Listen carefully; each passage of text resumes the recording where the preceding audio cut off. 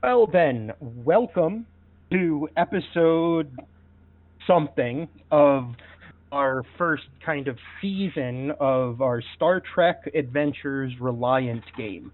I take the time to introduce our players pretty often. I'm just going to go down the list right here, give them all a chance to say hello. Our ship's first officer is a former security trained officer named Elenis Kendra. Hello, everyone. Our ship's chaplain, which is an interesting position to have on a starship. He's both the ship's counselor and in charge of the ship's all faiths chapel because there are many species in the Federation that have religious observances, and Chaplain Victor Waitley sees over the comings and goings and the doings of that chapel as well as being the ship's counselor. Greetings and salutations.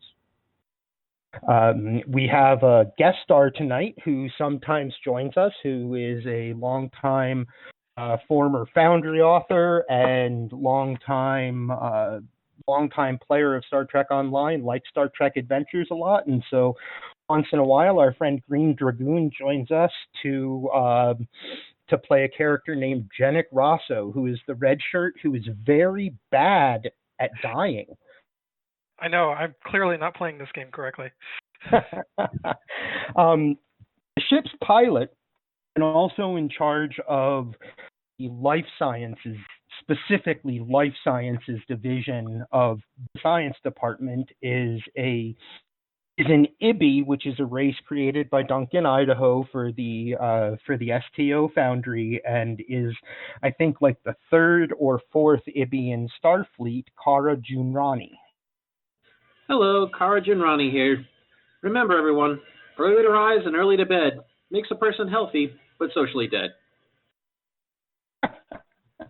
The commander of this vessel, one of only two. I like the idea that somehow in the shows, like, Kirk was the youngest captain ever, et cetera, et cetera. And in this case, what we have is basing things on the Star Trek Online game. I'm saying both the player character that, plays the stuff in the game and our captain, Mr. Marcus Graves, who is currently a lieutenant, are the first two that have ever graduated Starfleet Academy at the rank of lieutenant. Previously, the highest someone was assigned was the rank of lieutenant junior grade. Marcus Graves is played by Duncan, Idaho. Hello. I also control the whims of Lieutenant Tardigrade. That is true. When Lieutenant Tardigrade appears, Duncan does control his whims. We have our Chief of Sciences, longtime Foundry author, Cass Modian, playing a character named Quentin Reynolds, who is a bit older than your standard Starfleet Academy graduates, and has, since the mission began, and producing a lot of really great science work, research papers, and things that people higher up in Starfleet have taken notice of. So Quentin Reynolds is played by Cass Modian. And I may have created science in my pants based off where we left off last week. And another longtime Foundry author, Baz, the crazy stabber man. He is playing our chief science officer with our chief engineering officer with a race that he created called the SOAR, which are kind of a halfway between like a Gorn and they're a lizard race. I'll let him describe it a little better if he feels like it. Baz plays Rick Tier. Yes, Rick Tier is a Saur, basically halfway between a Saurian and a Gorn in terms of, like facial features and just how things are working there. And he is, very interested in how things work. And awesome. Yeah, he is awesome. sad that Space Mum's there as a Borg. Yep. I'm going to go ahead and mention that our chief medical officer is played by our friend Nick, who is a longtime Star Trek Online player. He plays a character named Dr. Eli O'Connor. He will be joining us in just a little bit, so he's not here quite yet. And we also have, it may sometimes seem, we'll try as best we can to mention it in the game, but we have a player who plays an exocomp. And is more comfortable communicating those emotes and things that the exocomp can do through our chat. And so very often that character of Oakley, beep beep, is played by, is a very active part of our games. It's played by another longtime Foundry author named Starfa Theta. I hope I got your name right. I'm sorry if I didn't. So I'd like to go ahead and say that last time, because this is really like a good, like maybe 2 or 3 part episode, we don't know where it's going to go. But last time, the crew of the Reliant was finished with their vacation time on Ryza, where their doctor in a gambling game had won a new ship. All kinds of great things kind of happened in and around Ryza, and they received orders from Starfleet Command to change course from their normal exploration kind of mission that they had been sent on in a different sector entirely, to change course and head toward Deep Space K7, because in the ongoing war between the Klingon and Federation, the Klingon Empire and the Federation, there were many areas, hot zones essentially, where the fighting had risen to kind of a fever pitch. This is mid-year of 2409, where that Klingon war would have been, really big, actually, at that point in time. And on the way to Karat, every day, the crew received updates of ships lost and people lost, and then they started to receive updates that the Borg were seen in the Karat sector. And they finally arrived at K7. They had a meeting with K7's commander. No, it's not Perry. It's Naomi Wildman, Lieutenant Commander Naomi Wildman, who runs Deep Space K7. Let the crew know in no uncertain terms that what their long-range scans and the reports they had gotten back from their ships is that the Borg seemed to be setting up a Unimatrix in the Karat sector.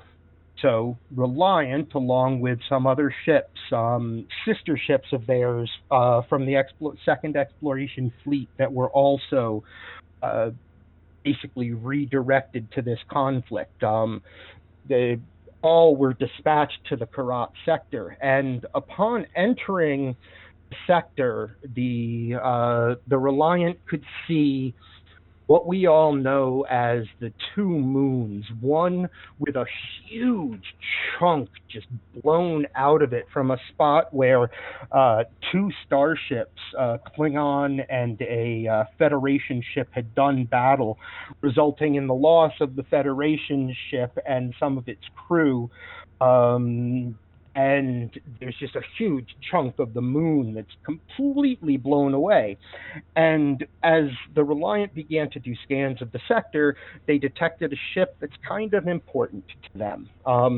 Their training cruise captain had been moved after the training cruise to command the USS Texas.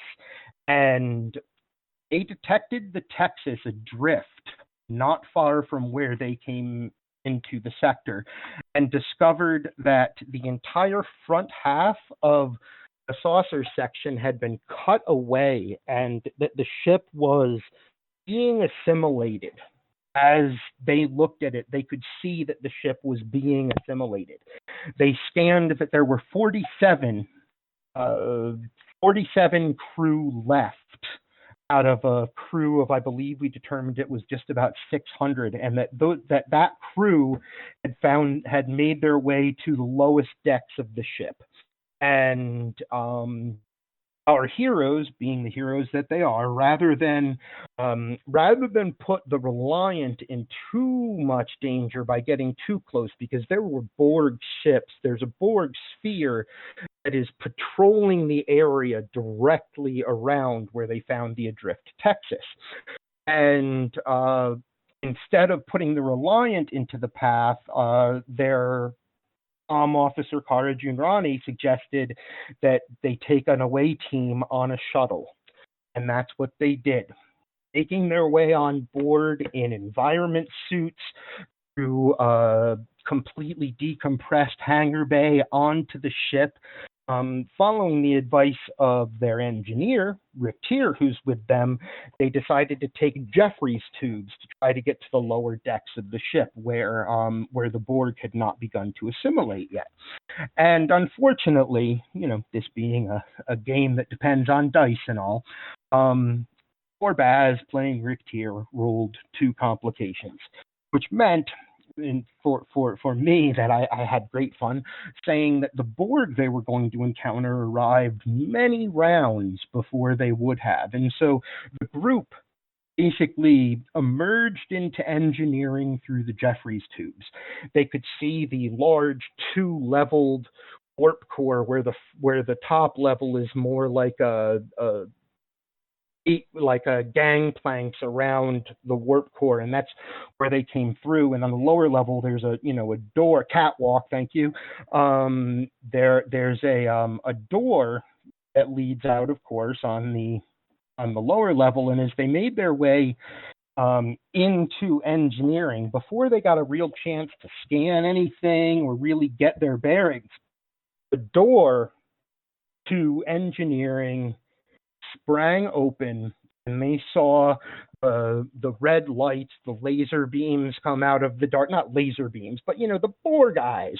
They saw the red lights, and they saw these Borg just approach engineering. Now, fortunately, there's a force field between them, although the power on it is flickering badly. It's not going to hold. The person leading the Borg team that was coming into engineering is their former training crew's captain. The last words that were spoken were, "I am Call of Borg. Your biological and technological distinctiveness will be added to our own. Resistance is futile." And that was where we left off. And so we are going to pick up literally right there.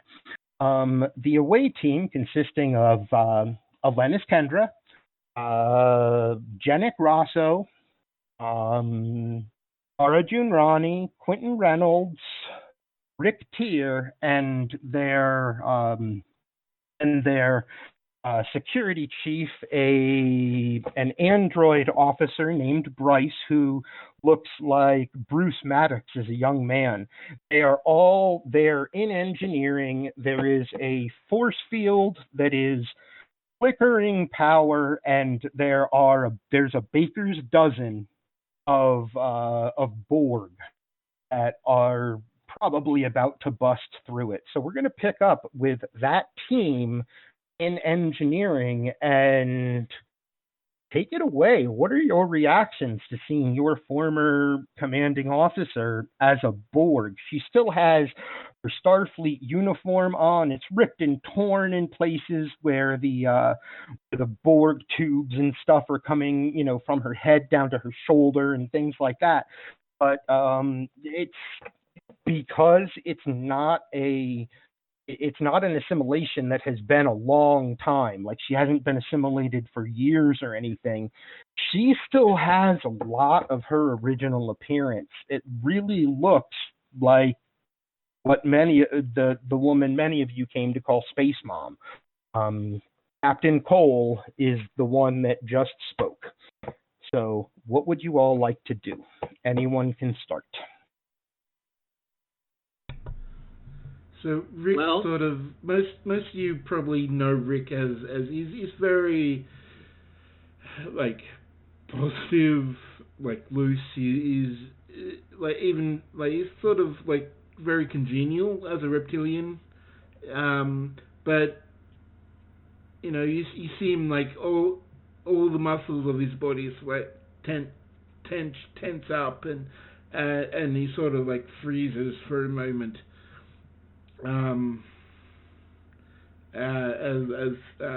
As he sees Space Mom. And also bear in mind that it's not just her that has on a Starfleet uniform. At least 3 or 4 of the other Borg that you can see there are also recently assimilated Starfleet crew. Janek is noticeably gripping his phaser rifle hard and without looking away from the force field, says to Les Kendra, "Your orders, sir?" I will say that Bryce is doing the same thing. Bryce is, as soon as that door opened and it was obviously Borg, just like Janek, Bryce's phaser rifle came up as well. Kara looks over at Space Mom, and you can tell the shock and the horror. Her face falling open.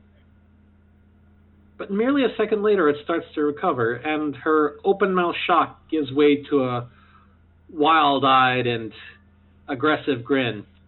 She taps the communicator badge on her test. Ship, you're about to have some very unhappy guests. She taps the badge again, not waiting for a response. Quentin, what do you do?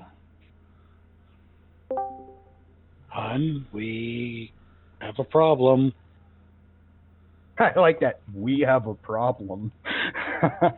Bryce? Okay, Go ahead. Okay, guys. We're going to try and not die here. That's our number one priority. Try not to get assimilated. Try not to die. We're going to try and save as many as we can. But our number one priority is to stay alive and stay unassimilated. Kendra reaches into her pouch on her side and pulls out one of the static grenades. Beautiful. Bryce, Janek, I would hope you're both with me, but I have no authority to order you. Kara sets down her phaser rifle and starts slowly walking towards the Borg with her hands up. Okay. Wow, that one caused me to, choke on my water. I want to see how they're going to react to this. She's clearly not being a threat right now. She is clearly not being a threat right now. So Kara puts down her rifle and takes a couple of steps forward with her hands up, and the Borg, they don't, none of them say anything else, but as I stated, there is that flickering of a force field between you, and 2 Borg put their arms forward, and you can see the tendrils flow out of basically their wrist, and it comes out of both the top and bottom of their arm. It looks really kind of creepy. In my mind, it's a creepy image. And the 2 of them, those tendrils, connect with the force field, and you can see same color energy of the force field flow into the tendrils leading into the Borg, and with a snap, with a breath, the force field comes down and the Borg begin to enter the room. So Kara keeps walking forward. Let me know when I get within, arm's reach of them. Kendra is standing Is anyone going to stop her? Kendra lurches to try and stop her, but then stops herself from stopping her and poises ready to throw the grenade, waiting until Kara gets closer. Okay. Question, can we throw the tags, or do we need to sort of physically deploy them, as in be in contact with the person? They're magnetic, aren't they? They are magnetic. You could throw them potentially and get them are off. the Borg magnetic? Got a lot of metal on them. But is it ferrous metal? Not all metal is magnetic. You don't know. You don't know.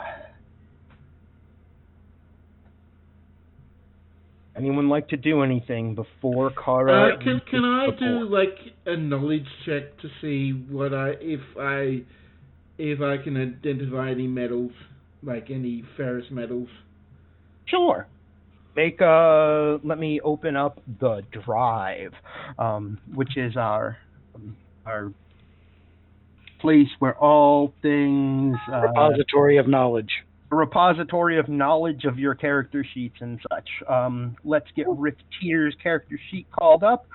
You can make a reason engineering that gives you a target number of 16, and this is one of those times your focuses don't apply. Okay. So just a standard roll. So let's see how that goes. 2 successes. You're certain.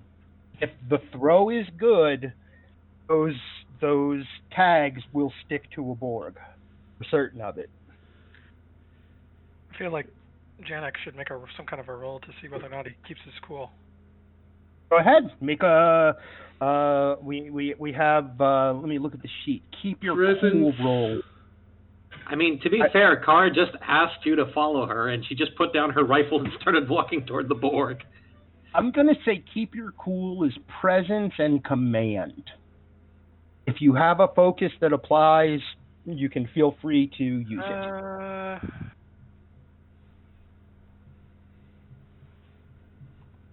Either negotiation or survival. Survival. This is definitely a. What do I do in this? What is the best move I can make right now? Sort of thought, So, go ahead and let's see if you make a keep your cool roll. Wait, you said presence and command. Okay, so and focus will just increase the success range. The critical range. Focus increases the critical range. Yes. Okay. Just 2 or? What's your command? Command is 2. Yeah, so it increases command. It'll increase to whatever your command is. In this case, 2. Okay. Back to game time, chat, because I have to open up this silly rule book. Nope. You do not keep your cool. What do you do? Janek loses it and he opens fire. Right on. I'm all for that. He's not that far out of the academy. Oh, jeez. You do realize that now Kara is also in the line of fire. I don't think he would try to avoid Kara. I don't think he would be that out of it. Yeah, I don't think he would be firing on Kara. But okay. So I think I agree with Marcus. He would try not to hit Kara, but Kara is still in the way at this point. I do agree. You may make what is the role for firing your weapon, Baz? And I'm guessing control security for control security.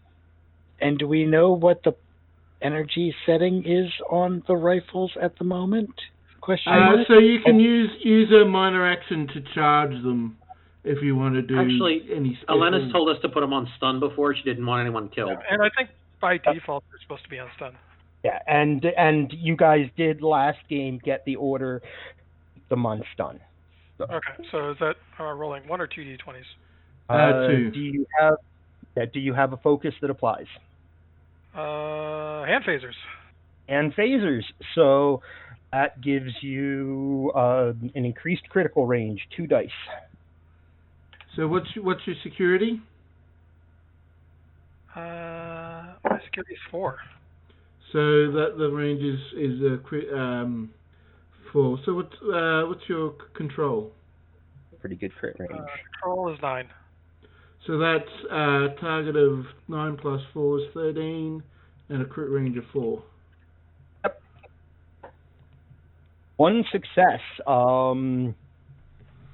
What would one success equal? There's some sort of complication in there. Yeah, it's a miss. They have to get 2, I'm pretty sure. They have to get 2. So it's a miss with a complication. I don't think we have any momentum to remove that, so... Nope. And that's We don't. why Something bad's happening. And that's why I'm taking out the back. And I'm taking if you have a determination and a value you can use, you might be able to, but... I don't think you guys want to do that yet. No. Just saying. That's like when your DM says, don't do that yet, don't do that. Okay, so the shot... Are you shooting at the lead Borg that you know as your former commander, or one of the others that are right in the front area with her? There's like 4 of them in like the front line coming through the door. I'm going to say he is going to probably shoot at whatever the closest Borg is, if that's the... Okay, so the shot goes wide and completely misses the Borg, impacting the doorway on the side. And you see the drone that you shot at, its head briefly looks in that direction and back at you. And the lead Borg, your former commander that you now know is Call of Borg, says, "Any of them will do." And they just begin to advance. Kara, you have an action, and you know that once you fired the phaser, is when she realized is when Call of Borg decided to give that order and say any of them will do. Kara, Jeddick, if we get out of this, I'm going to fucking kill you. She dashes forward to the closest Borg and tries to stick a tag on them. Okay, roll a... What is... Baz, what is melee putting a tag on a Borg? A daring security. Right on, daring security. So that's target number of 10 for you. So it's an opposed check with whatever the Borg is. So the Borg have to roll as well. That's why I opened and I make the same roll. Yeah, you make the same roll. Okay. Wow. Right. You ready, Kara? Yep. Yeah. She that roll. Yeah, look at the roll. Whoa! Wow! And remember, Janet, you're next. Wow! So for note, listening audience, that was Snake Eyes and 4 successes. Yeah, which is 2 critical successes, giving you 4 successes. Damn! All right, well, okay. Unless this Borg rolls really, really good, wow. Let it roll 2 complications. I want to see what happens if that happens. Oh, you get the tag on it. Let me guess, you were going for Space Mom right away. I was. Okay, you slap the tag. Oh, and I'm going to give you it's only 2 successes for a successful attack, Baz. For melee, it's an opposed check, which basically means first I've got to get at least 1 success, and then it's basically the difference between how many successes. You guys, Ara, you just built 3 momentum in 1 attack. I'm going to need it. Now I'm in the middle of a bunch of Borg, and Janet just shot at them. As soon as the tag hits Call of Borg, there is basically, imagine like a circular magnetic tag that has kind of a Starfleet delta behind it, and the areas that come to the outside of like the points of the delta. As soon as you slap it on the Borg, a flash green and there is a transporter beam, and Call of Borg is gone. She transports away. At that, Kara is like, "You're next!" And as the other Borg move in, they are a combination. They look like a combination of a couple of kinds of drones, and we cut to the USS Reliant cargo bay, which has been repurposed into a kind of a triage center where Dr. 3, who was introduced last week, and Dr. O'Connor, who is now with us. Hey, Nick, it's good to see you. Oh my God, that's perfect timing. Hey, Hey, I've been here for a while, so. You've been here for about 10 minutes, and I was like, I hey, didn't see. great time, awesome. So you and Dr. 3, as well as your medical teams, and you have a couple of these containment units set up there is a sonic frequency that's basically resonating around all of the containment units that is based on Quentin's work deciphering what that ancient the last time actually that Dragoon was with us and played, Quentin had taken all of that information about that ancient society that figured out how to block Borg signals, and that is what's making up these containment cages. And so, Eli, you and Dr. 3, along with I think his name, I don't remember his name. I keep wanting to call him Ged for some reason. But there's Tellarite. The Tellarite physician's assistant. It is Ged? It's awesome. The Tellarite physician's assistant, Ged, is there, and you guys have 4 medical teams ready, and you have 4 containment units. And Eli, the one you're standing in front of, the signal goes off that the away team is sending a Borg. And the transporter signal the transporter effect appears in front of you inside of the containment unit, and you see Space Mom, fully Borged up, assimilated in there. You did not yet know. So far, this was a piece of information that Eli did not have. I dropped my mug of coffee in surprise. It's not the Bozeman Titans mug that the fungus was in, but just a random mug. Still. What would you like to do, Eli? And as soon, just so you know that as soon as that containment unit flashes that there's stuff incoming, Dr. 3 looks at all of the medical teams and says, "It's begun. Everyone, be ready." What do you do? I stand up, I say, "This one's mine and my team's, and we're going to get to work." Yeah, this one's ours. So you have to go in there with your team, which includes 1 security officer, who you can see that as soon as she appears, this Borg tests the wall closest to it with a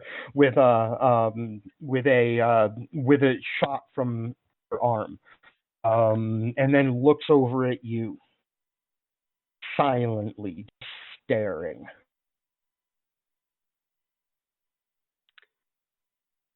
Well, I look at the security officer. So how do you get her down for surgery? Or is that my job? Do I have to do something? He says, "No, that's what I'm here for." And he's just a red shirt. He doesn't even have a name yet.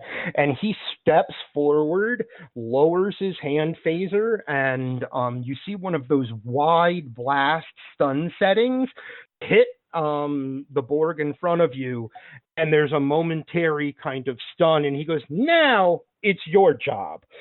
All right, you're the strong one. Help get her on the bed. You can move through the fields that are keeping the Borg in freely.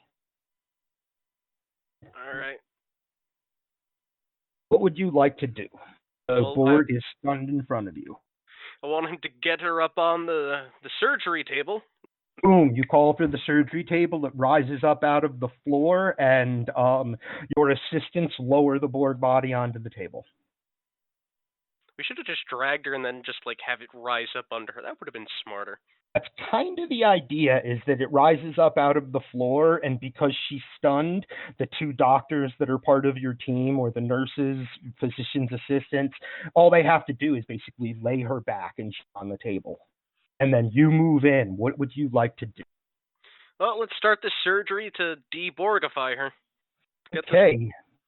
This is, what do they call those, Baz, when it takes more than one roll to do? It's an extended task. You have a small extended task here, which means you need to get a total of, I'm going to say, 12 successes. Does that sound, Baz, like a moderately difficult extended task? Sounds a bit much. Let's put it back to 9. Okay, That's let's call it about, 9. say, three, at least a minimum of 3 checks. Right on. So you have a Borg in front of you, and your reason and medicine is 15. You have prosthetics and cybernetics as a focus, which gives you the expanded critical range of 4, and you have 2 dice as per normal to begin your surgery to remove the first thing you have to remove is the connection to the collective, because the fields that she's in right now, they will last, but you're probably about to see more Borg being beamed in here. You've got to get this done, baby. Go ahead and roll. 14 is your target number. 4 is your critical range. I thought you just said 15. 15, sorry. Yes. Okay, I just got to remember the roll Will the command ship there. assist on this as well? Yes, and you know what? I'll roll a die. Thank you for that, Duncan. That makes a lot of sense. The Reliant can assist you. You already have 1 success because of the Reliant. All right, and you said I have a focus that matches, so it goes down to... Your critical range becomes 4 instead of 1. Okay, and that just goes right after the 15, right? Yep. Okay, I'm just trying to remember the command. Sorry. Okay, and let's go. 1 success. You've completed 2 successes of your extended task. You see the rest of the medical teams have they're ready. You have proven to be if not necessarily inspiring, you have proven to be what would they call? How would you say it? You've proven to be an example to them about how to be ready, and you can see that with the fact that Dr. 3 also has some command abilities. Our team is ready for the next Borg to be transported in. This is going to go well. You're feeling good about it, Eli. As we shift to the bridge, and Chaplain Waitley, you've been focused quite a bit on what's going on for the away team. You're like, oh man, oh man, oh man, and you can't shut out the voices. That's something that, that's the negative of how powerful your powers are. You cannot shut out the voices sometimes. And so right now, I need you to make a presence. What have we been using for your I detect something roll? Oh, that's a good question. I can't remember now. Insight presence. Command. Yeah, let's go insight command. For you, that's a 15 target number. So that's not a bad target number.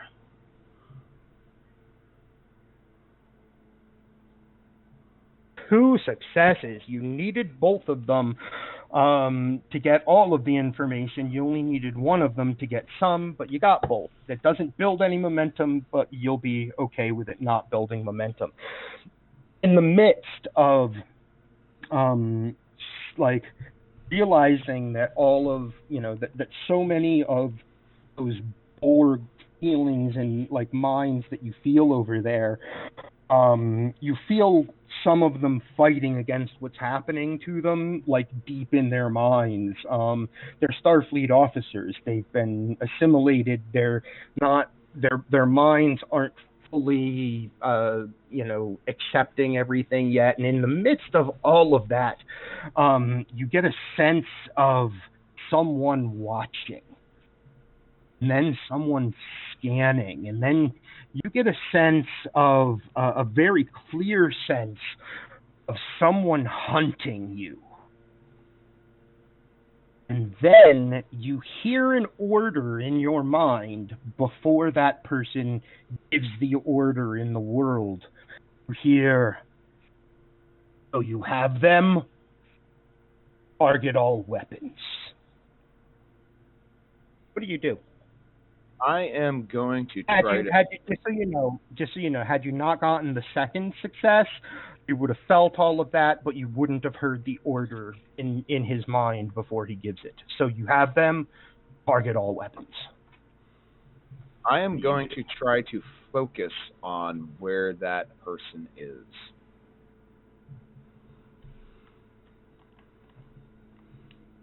Not on the Texas. They're happy they can hide, and they are in space behind you. Okay. You don't get a sense of what they're on or anything like that, but they are in space in a position that's behind you. Who else is on the bridge with me again? Captain Graves, Ensign Moon at the piloting station, the Klingon unnamed officer that someday maybe Mike will come and play, and a red shirt at tactical. Okay. I turn my attention to Graves and very softly say, "Sir, we are being targeted by the Klingons."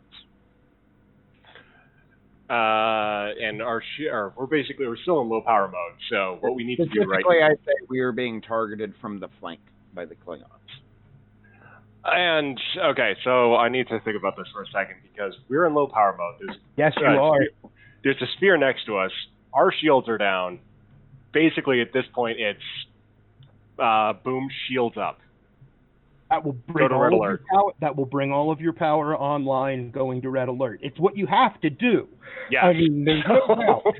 There's no doubt, but it will make you instantly visible to the Borg that you had so far successfully hidden from. The person at tactical, what order do you give him? Okay, so let's see. There is a plan for what to do if things went really sideways. So how close are we to the Texas? Your shuttle made it there, so you're within 10 kilometers of the Texas, or within like 50. I mean, you're close enough that you could get there. Like, I snap my fingers and you could be there. Okay. For the sake of storytelling, if you don't use full power to get there, it'll take you a little longer. So what I want us to do right now, because even if we start getting shot, we are going to the Borg are going to notice us. But I'm going to bank on something. So red alert, tactical, bring us to directly over the Texas. Hey, you say red alert, and you see the unnamed officer at tactical just slide his hand across the tactical. The red alert klaxon sound. Glancing over your shoulder, you can see on the not the MSD, but on the display behind the tactical station, you can see the shield spin up around your ship. And pretty much at the same time, Ensign Moon is like, "Aye, sir," and he just punches it. And I need to make a roll. Baz, how do you roll a ship firing? I'm assuming it's just still the same, 2d20, right? With a target number. How many successes does this Klingon need? The Klingon will need 2 successes. It's the skills of whoever is firing the weapons plus a roll of the ship. Plus the roll of... Yeah. All right, there's the guy firing the weapons. And it's weapons security for the ship, whatever. Then one for their ship as they decloak.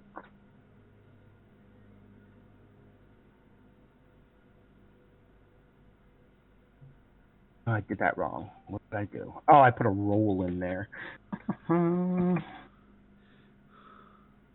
Hey, they got 3 successes.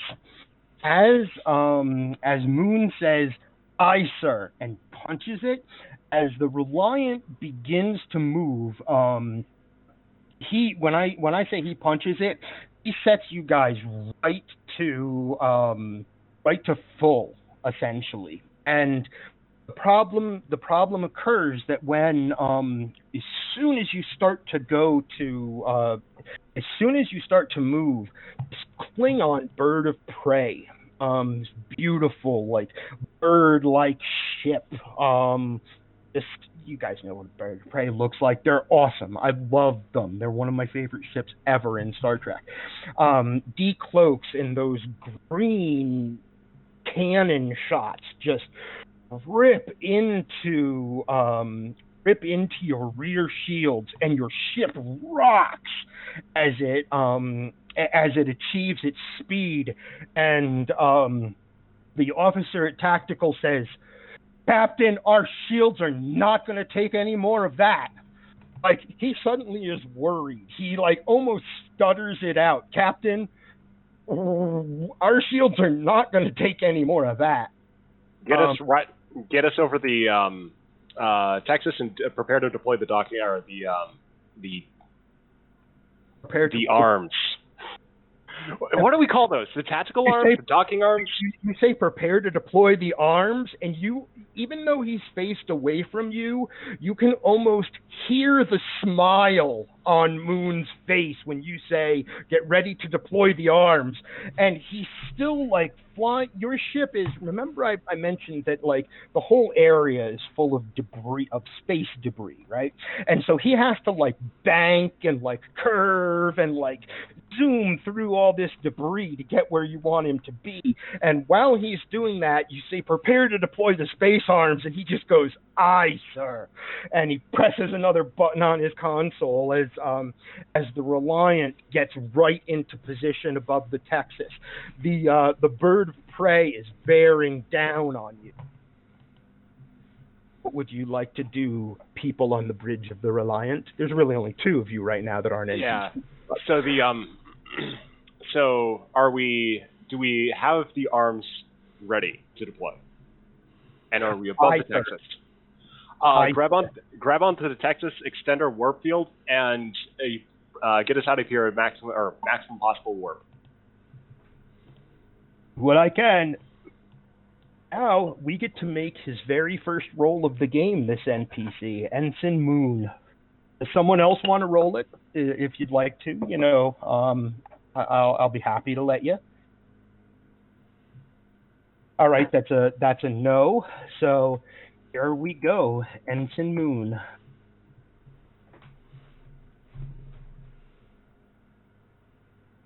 Oh, I keep putting a roll in there. What's wrong with me?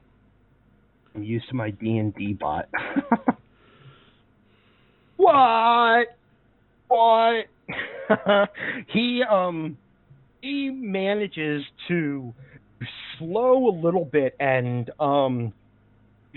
as you slow, the officer at Tactical goes, "Sir, the sphere is changing course. It's coming right for us." And the Klingons are also coming right for you. And you slow down a little bit over the Texas, and only because you can see it on the screen, and it looks cool in my mind. The Reliant, out of the sides of the saucer section, these 2 large industrial gripping arms grab a hold of the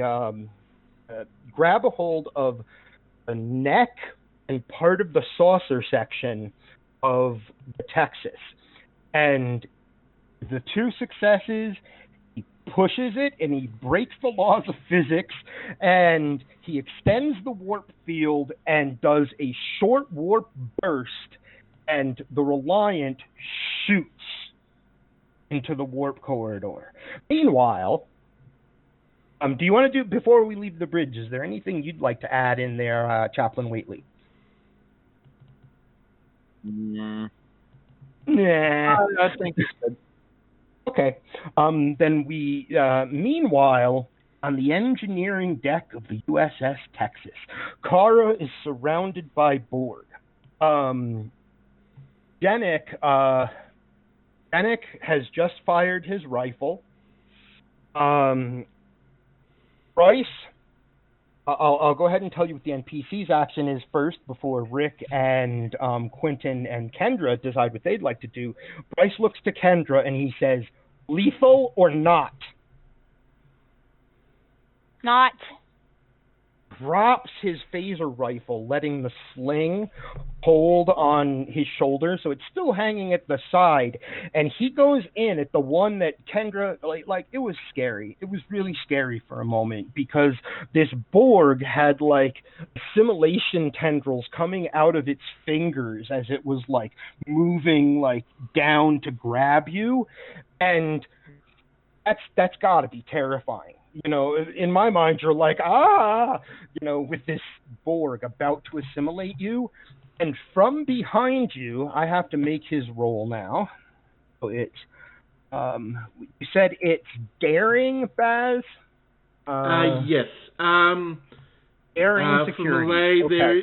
there would be instructions on what kind of attack it is for the Borg. But I know. Well, it's not the Borg. This is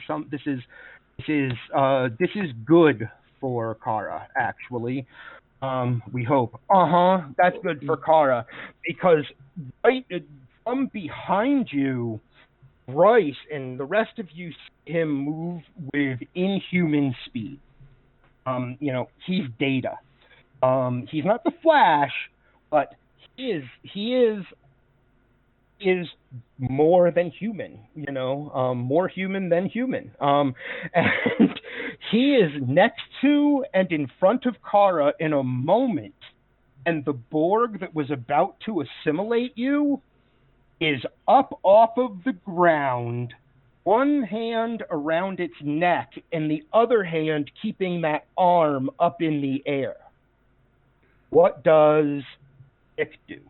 Can I do a quick reaction as a yell? Yeah, sure. If anybody's got any ace cards, now's the time.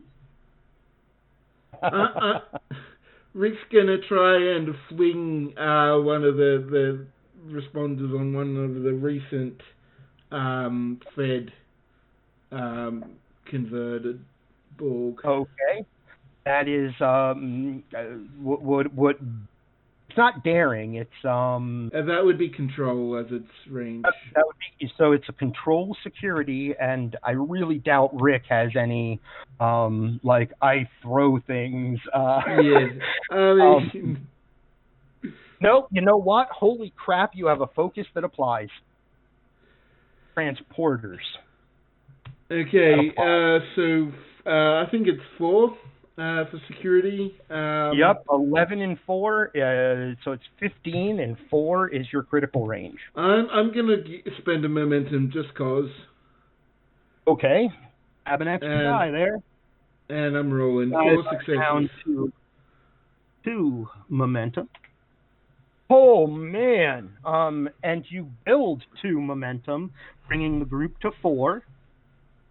The transport. What are we calling them? The transporter tags. Yeah, sure. Let's call it. Yeah, I like that. The transporter tag just spins through the air a little bit, and the magnet, as soon as it gets close to where you were throwing it, the magnet engages, and see it clamp onto the Borg, who looks down. The lights on it flash green, and it disappears in a transporter beam.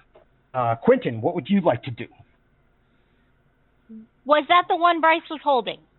No. So, arrayed around us right now, there are still 11 Borg? Yes. One of them is, there are 11, and one of them is being held by Bryce.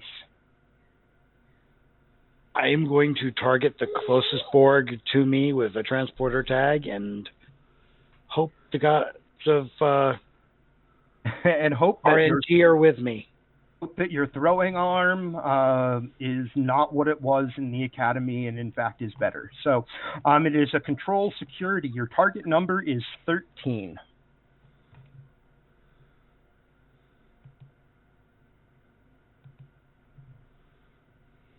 Oh man, you don't build it. You guys are rolling like crazy tonight.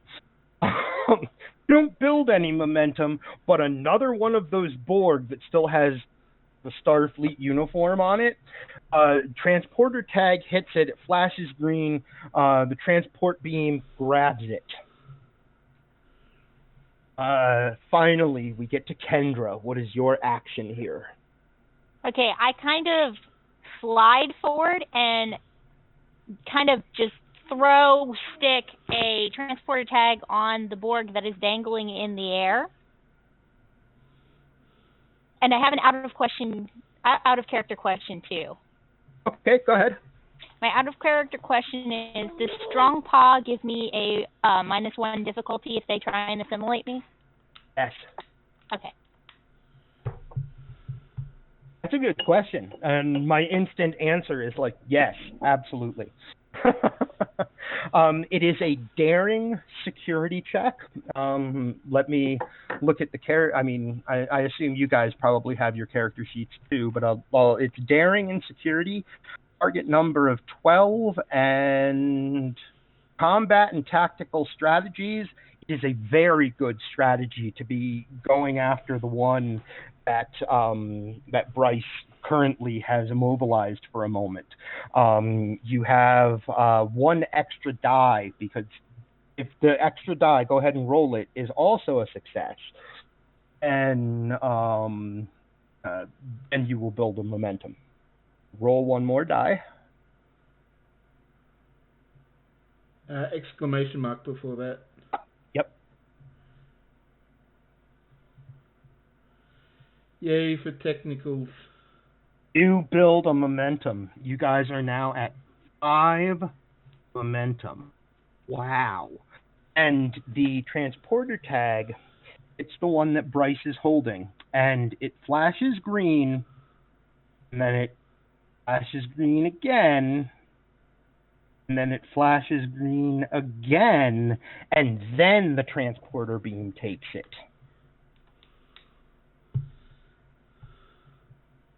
You see that they have started to adapt to the transporter tags.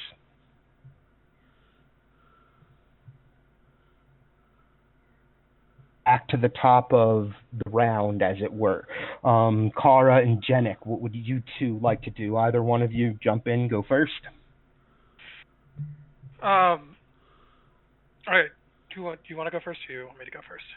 You go first. I don't have a rifle anymore, and apparently they're adapting to my idea. Okay. Yeah, I think Jennifer's going to try and toss one of his transporter tags. Go ahead.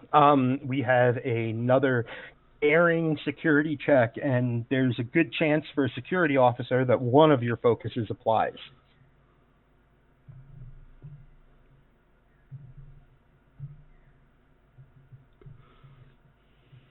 Is that control security or daring security? No, yours is control because you're throwing it. Okay.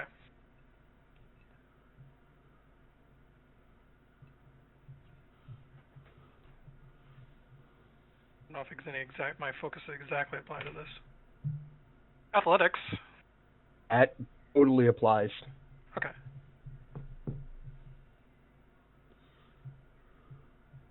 Ooh.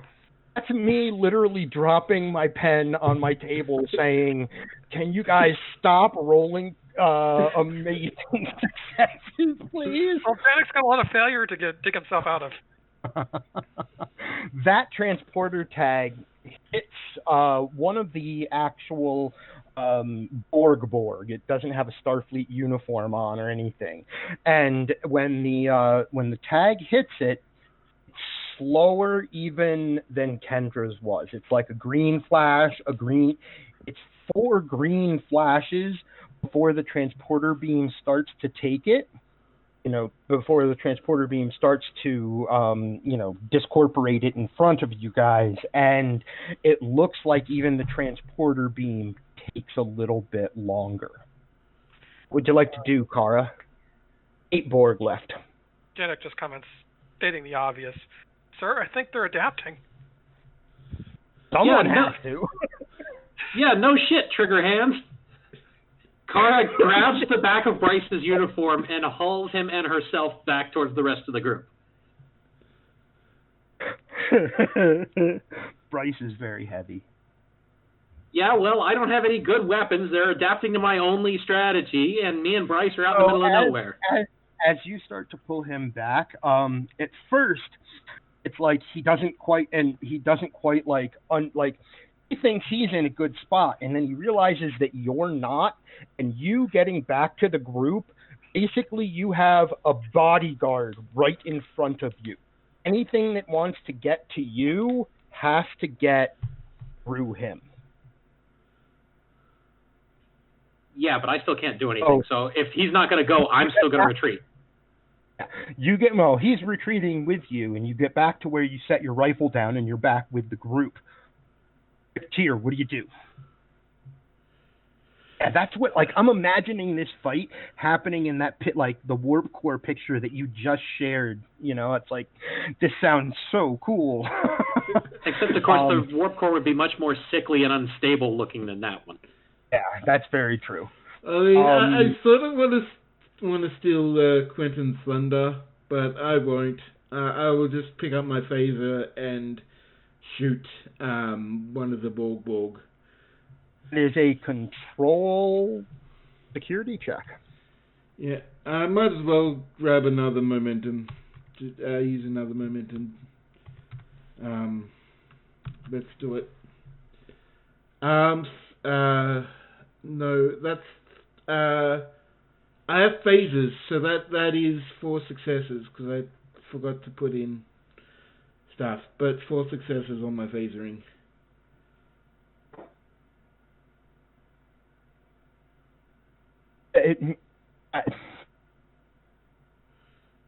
Zap!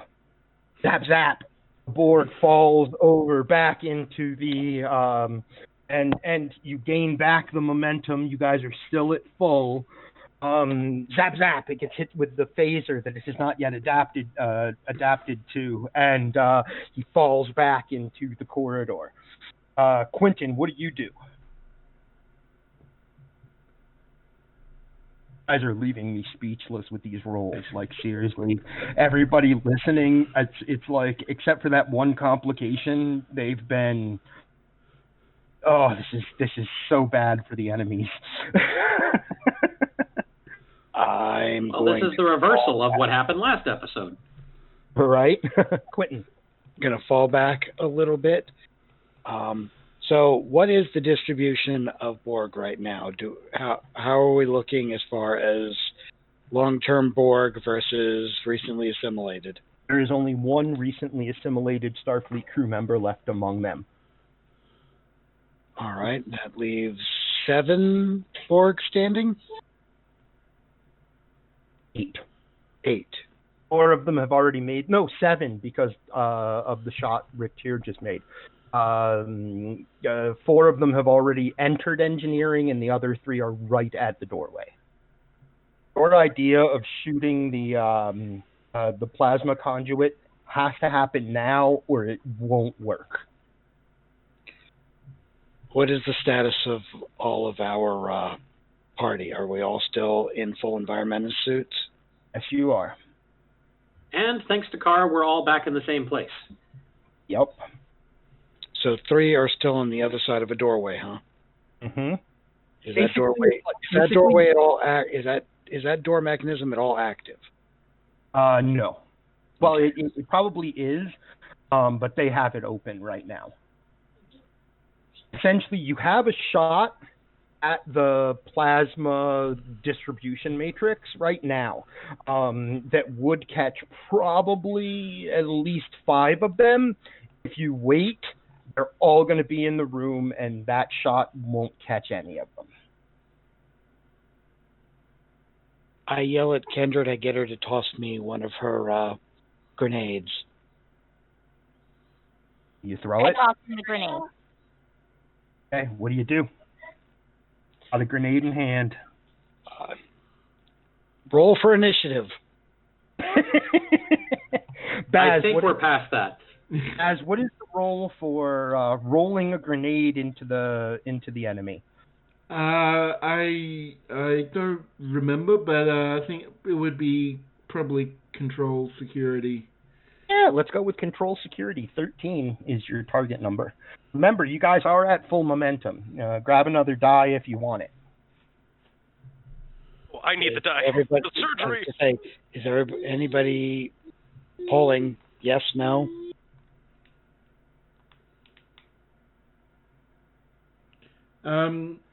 Up to you. I'll burn one. Boom. Roll 3 dice. Hey, and you got it back. Nice. There you go. You got it back, and, if you could have 7, you would. You blast the plasma conduit that's next to the door. And reminiscent of the scene from, was it Nemesis? Yes, it was Nemesis, where all of the green plasma comes. I was rolling one of the static Borg stun grenades. Sorry. You rolled as much as I'd want to turn them into organic goo. There's still a Starfleet officer in there. Yeah. You roll the grenade across the floor, and you put just enough. You basically put just enough strength behind it that it rolls right into the center of the group and explodes. And the way that it looks when it explodes is a little, for all of you who've never, because none of you have ever actually used or seen a Borg static grenade.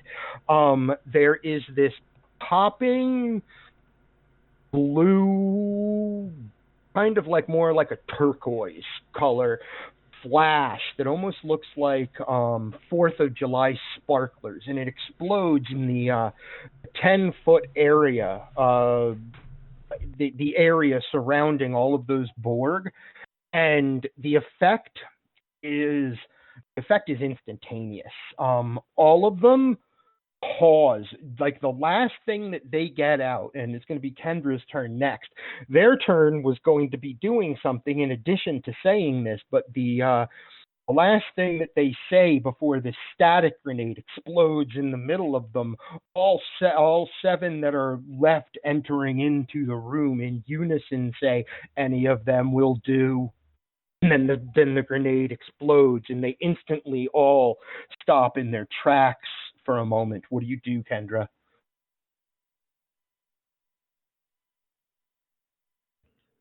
I say put the magic man to work. Hopefully they can't resist the tags while they're stunned. Whatever they are. I'd say how many tags? I have 6 tags left. Yep. Okay, I tag. How many are down? How many of the 7. Is it all of them? Okay. There are, all 7 of them are kind of like, it's almost like they just stop, and there's like a moment where they just completely freeze and pause. Okay, I run and frantically throw tags at each of them and yell for Bryce to get the other one. Yell for Bryce to get the other one. As you run forward, and this is a gimme. They are unable to fight back. Essentially, they're unable to resist what you're trying to do for a moment. And Bryce follows you in, and you can see that he's got more than one tag. He's got at least one in each hand. It looks like two. And you hit one, he hits one. You hit one. The first one he goes for is the guy with the Starfleet uniform. But he also manages to just like pop two others in the time that it makes you have to do less. You don't have to do six of them in that like brief moment before they start moving again. And as all of your transporter tags, they basically all right about the same time. And there's a moment of, is it going to work, as those badges start to flash and the flashing green color comes. It doesn't extend in the same way. There's not a lot of flashes of green. It's not like there's multiple times. The transporter picks up the tag right away. It's just a slow rising color until it hits the green, but it's that indicates it's active, and all 7 of the Borg transport away. Meanwhile, Eli, make your second roll for your extended task. I would advise go ahead and use some of that momentum that you guys have, because in the cargo bay, you hear multiple transporter sounds, and you see the other teams getting to work. They are getting to work. I mean, I've said, like, I'm not, like, crap, I'm sorry. Just need a second. I said that Eli's probably listening to music while doing this.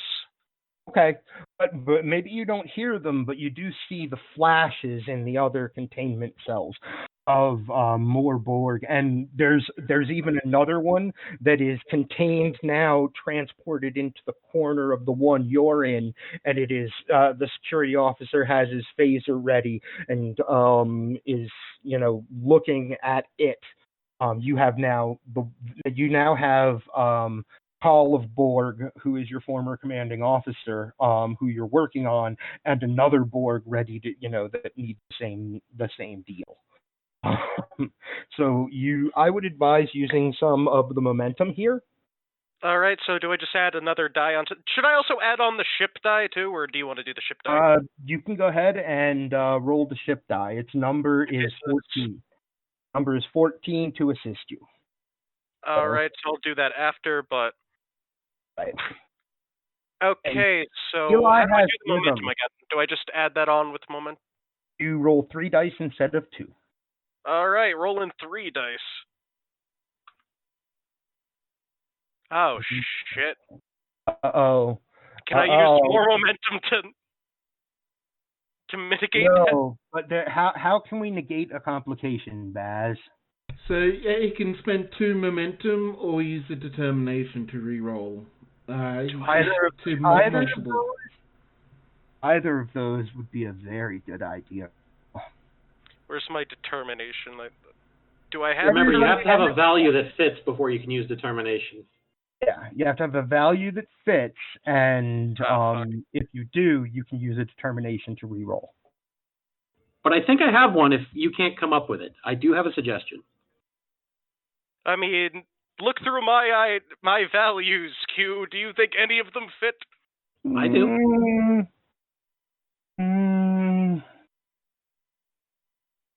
No. I'm sorry. No. I do. I figure that he could probably maybe rush himself and hurt himself. We endure hardship so that others don't have to. It would have come at an extra cost, but it's not only that. I'm empathetic. I got it. I totally got it. As it's a complication, boy, are you going to have the hard moral choice this game, Eli. Oh, no. Here's the thing.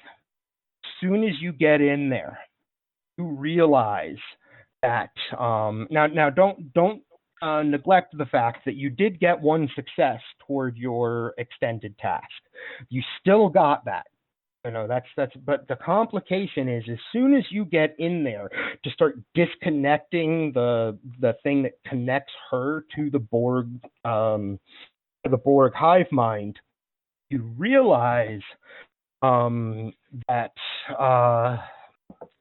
how best to put it? Do you remember how Dr. 3 said, these words flash through your mind? But isn't it a lot of pain? I don't remember it. I'm not doing that for the soul If fucking... If you don't, the complication is, if you don't, your connection to the hive mind is going to activate. And you think, no, I just you're use the momentum to... Yes, if everybody's cool with you throwing 2 momentum. I think everybody is safe space, Mom. No, I am strongly in favor of using Dr. 3's method here. I'm not.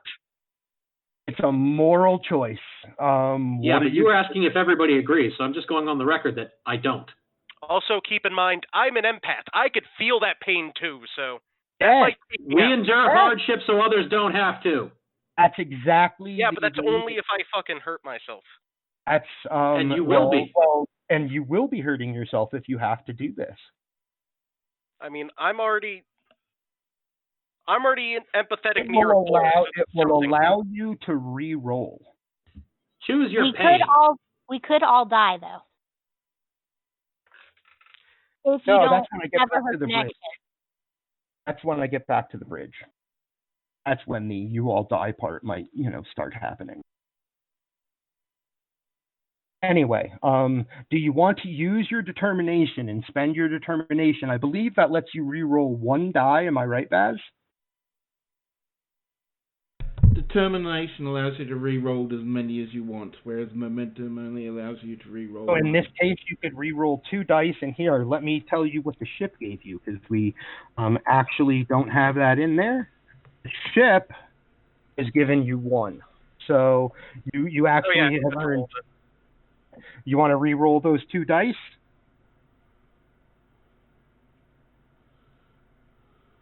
Go ahead. You use it to turn you. This is what I was saying was save your determinations for this later part of the adventure. Son of a bitch, I'll do it. Re-roll. You may roll 2d20. Same crit range. Same target range. I swear, if this is for nothing, though. It'll suck if it's for nothing. So that's 15-4. Yep, it's 15-4. Kara, if this is for nothing, I'm gonna be very angry. I'm gonna be missed. Hey, I already told you not to do this. 2 successes.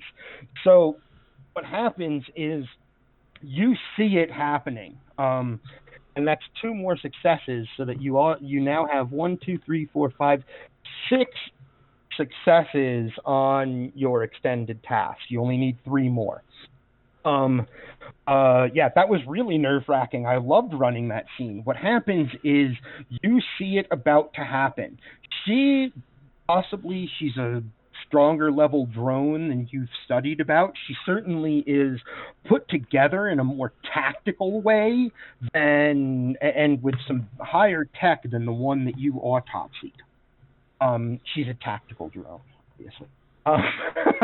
And you see it about to happen, and you're like, wait a second, I can do what Dr. 3, like, for a moment, you're like, oh, this is going to hurt her so bad. And then you realize, you realize a way to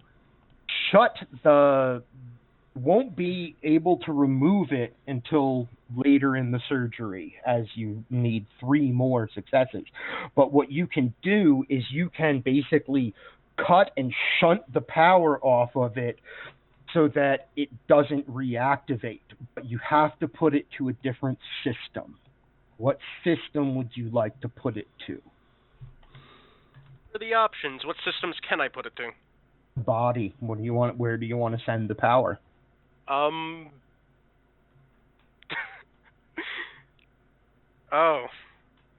Well, legs are replaceable. That's true. Her head couldn't do much. I would say put it to the head. What's she gonna do? Yell at you? Leg, arm, torso, head. What do you want to do? I like how Bass is like, not arm, not arm. The toes. you shunt the power through her systems down to her extremities, and at the same moment you probably do a little bit of a like, because I mean, maybe not because you know what you just did, but her toes and her fingers all move at the same time, and you have scored 6 successes on the 9 that you need. And Wait, I'm just okay. So you need 3 I more got one from the successes. ship, then 2. That's 3. Yeah, no, I'm just counting how many I have. You have 6 by my count so far. And you look over. I'm just going to make 2 rolls. This one is really good. Well, that's 1 for what that person needs to do, and this one is... Don't I have a team with me? Why am I the only one doing this? Why do you think I'm making more rolls, bro? Okay. Just making sure. I was like, why do you think I'm making more rolls? I was like, why didn't I roll the first time too? I was the only one. Because I guess I just rushed in there and did it like. Okay, so the attending doctors with you. There are 3 of you in there. As soon as the fingers and toes move, they're like, oh no. And you see it, like one of them even goes, oh no. And they go right in and they're like, tick, tick, tick, tick, like right into her power systems. And they're like, we've got to get this out of her chest. And and they're working on doing a removal of the cybernetics that have been planted into her chest. Like right in her sternum, there's this huge cybernetic piece that they're pulling out. Your team is doing a great job, and you have a security officer that seems to know what he is doing because he is ready for that next board. He is ready to drop the field around that next board so you guys can get to work. He'll stun it, and you'll put it on the table, and you get to work on the next one. He's ready for that. We saved Space Mom? What's that? We saved Space Mom? You have saved Space Mom. Okay.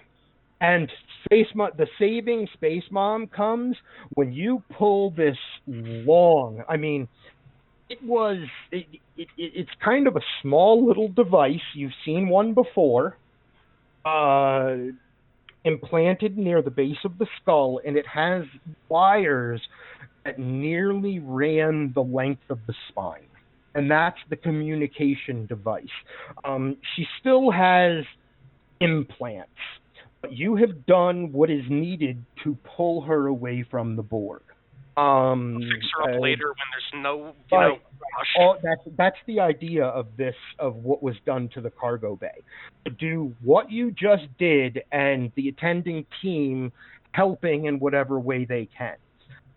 So you have disconnected her from the collective with no pain. And you see, as you're finishing, you see the attending team successfully bringing that cybernetic plate and implant out of her chest and beginning trauma to, because it's going to bleed badly when they remove this. And so one of them says, permission for sickbay now, sir? Or permission granted. He taps the comm badge. He's like, give him a name. Flanagan to transport or control. I've got me and 1 for sickbay. And put that down in your notes, Eli. One of your doctor people, or you can make him a nurse, a doctor, a physician's assistant, whatever you want. His last name is Flanagan. I'm writing it down so I can add it to the drive later. Nurse, I guess. Before the nurse goes, I want to tell them that I want to operate personally to get them back to normal. Well, as he transports to the sick bay, the security guard drops. He hits the control to drop the field, stuns the Borg, and helps lay it down on the table. and your the next thing of what you're doing has to, will begin. Meanwhile, up on the bridge, Marcus and Whately, the Reliant cuts out of the warp corridor. Do you remember when Tara did that, like, warp 1 jump above the planet to put the ship into orbit, or to put the ship into low orbit so you could pick up the away team and zoom away? That's what Moon just did. He grabbed the Texas and extended the warp field and hit a low power warp jump that places you in the quadrant outside of the Karat sector, and you can, from this distance, there's an odd thing that you didn't really see going in, because it's not something you would have looked for until you were in there. Not something you would have even thought of. While you were in there, it was almost just background noise on the view screen. There are little green lights and things popping around inside of that system. The Texas is underneath you, gripped by these claws, and the Reliant doesn't come to a full stop, but he does come down to maneuvering thrusters, and the tactical officer says, "Captain, I've got shields back online." Excellent, excellent. We have active scanners, correct? Absolutely. Can you lock onto the 47 crew members on the Texas that haven't been assimilated? I can try. And he goes to work. Let me make a roll for red shirt security guy. And he, from his station, do what is necessary. It's one success. He's like, I can lock onto the away team or the crew members in the bottom of the ship, sir. Crew members, our away team has transporter tags. And he's been nameless so far.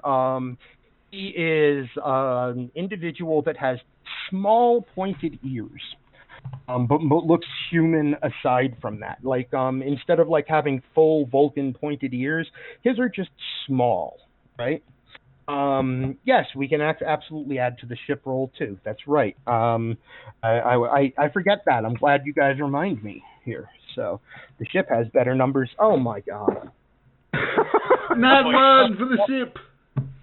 Yeah, Nat 1 for the ship. Yeah, like, you really totally remind me of those things because I'll forget them, right?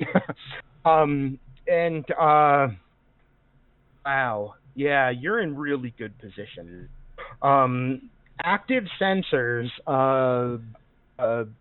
instead of saying I can only get one, and you only asked him, can you target the 47 crew members? He says, I can grab the crew members and our away team, sir. Grab the crew members and open a channel to the away team. And he, at his station, he says, Virik is his name. He has just been named. He's a minor security officer, a red shirt.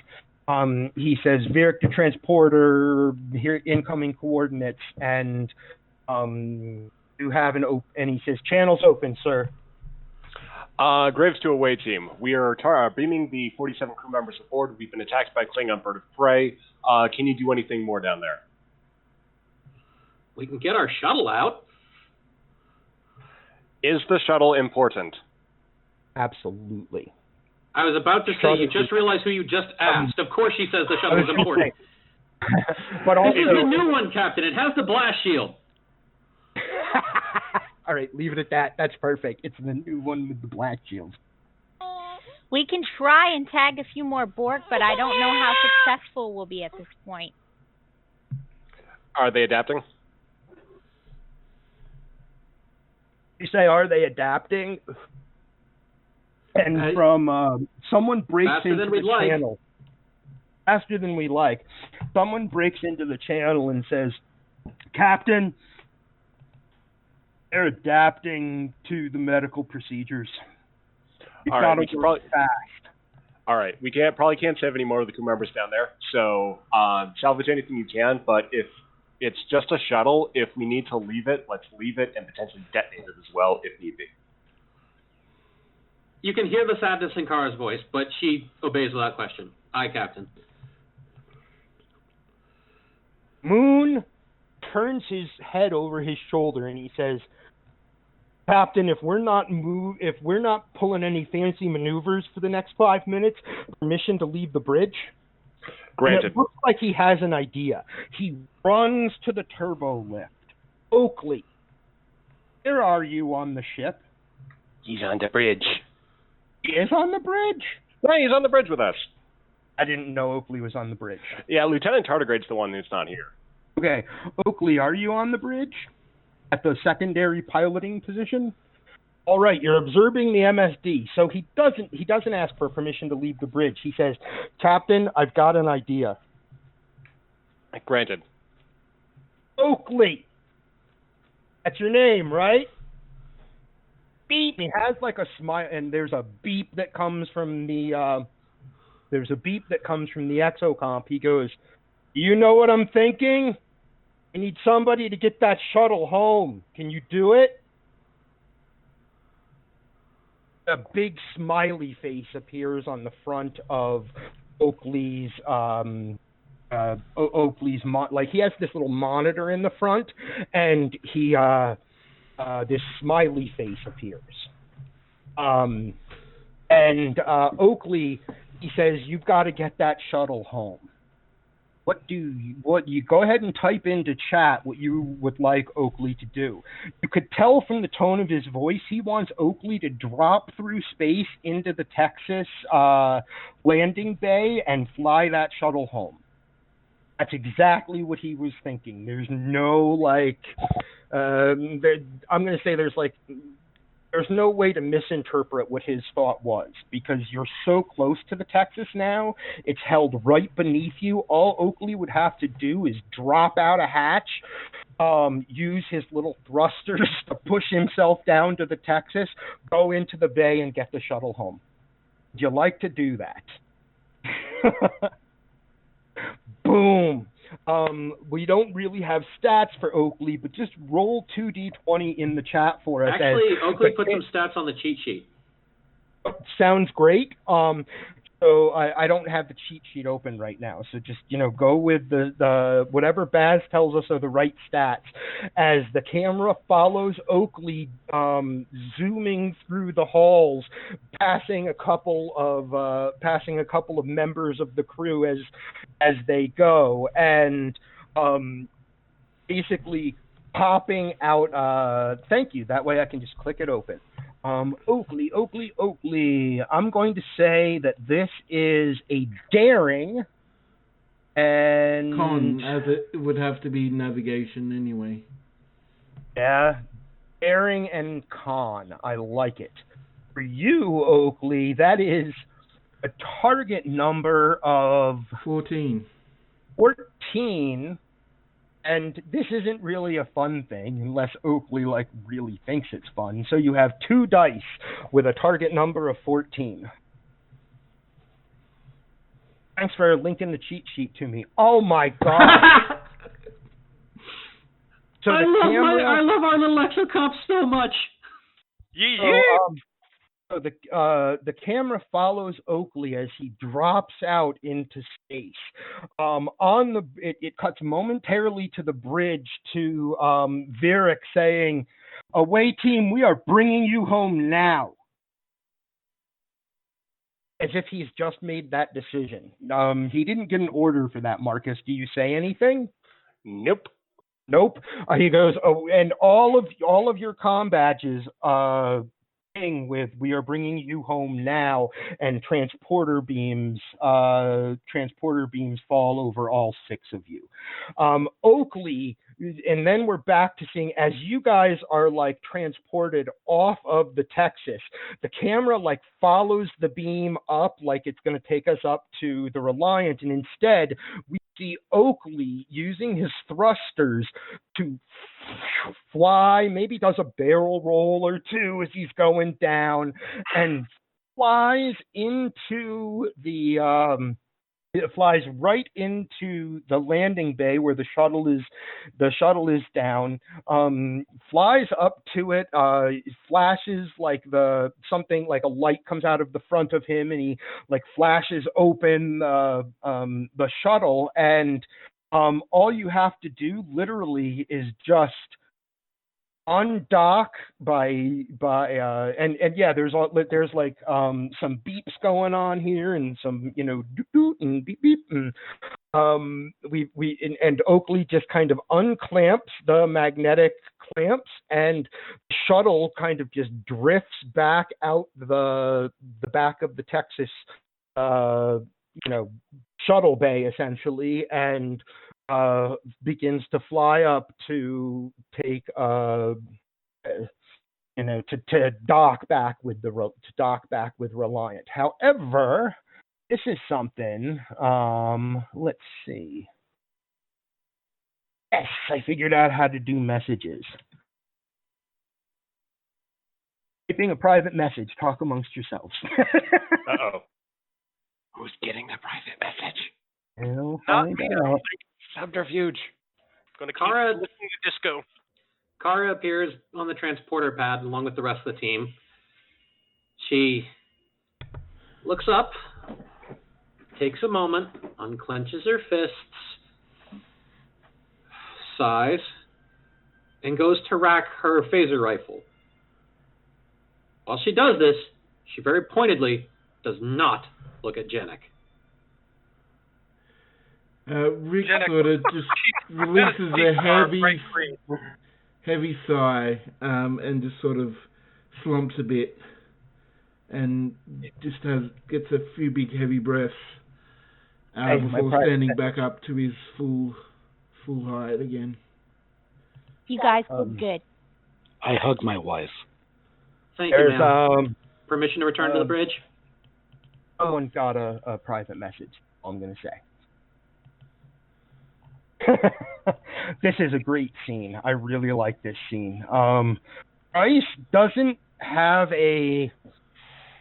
seem to have an emotional reaction to it, to what's just happened. But he puts a hand on Jenek's shoulder and says, "I was thinking the same thing." And remember, he's Jenek's immediate Jenek's a security officer. That's the security chief. And he puts a hand on your shoulder and says, "Don't worry about it. I was thinking the same thing." And he racks his gun. Kara, when Bryce comes over to rack her gun, just very quietly looks at him and says, "Thank you." You're welcome. I don't like seeing people die. And then he racks his tricorder. We should. All kind of avoiding eye contact of everyone. I know, I love it. That's a really I went 15 minutes past our normal take a break time, because that scene, there were a couple of scenes happening here that were really good. And now with everybody back on the ship, we're going to go ahead and take is a 5-minute break. Welcome back. A group of heroes still has 6 momentum that they can use in the back half of this adventure. I have saved all of my threat. I don't know if any of them realized that I saved all of my threat. I realized it. And we come up from our one commercial break, as it were, on the bridge of a ship that is not the Reliant. It is a small bridge. It looks like the Defiant, one of those bridges where everyone is just the whole bridge seems to angle forward, and have the bridge itself invokes an attack ship. This is an escort. There are fires burning on the consoles. There are sparks coming from the consoles. One officer is on the ground with a burned face.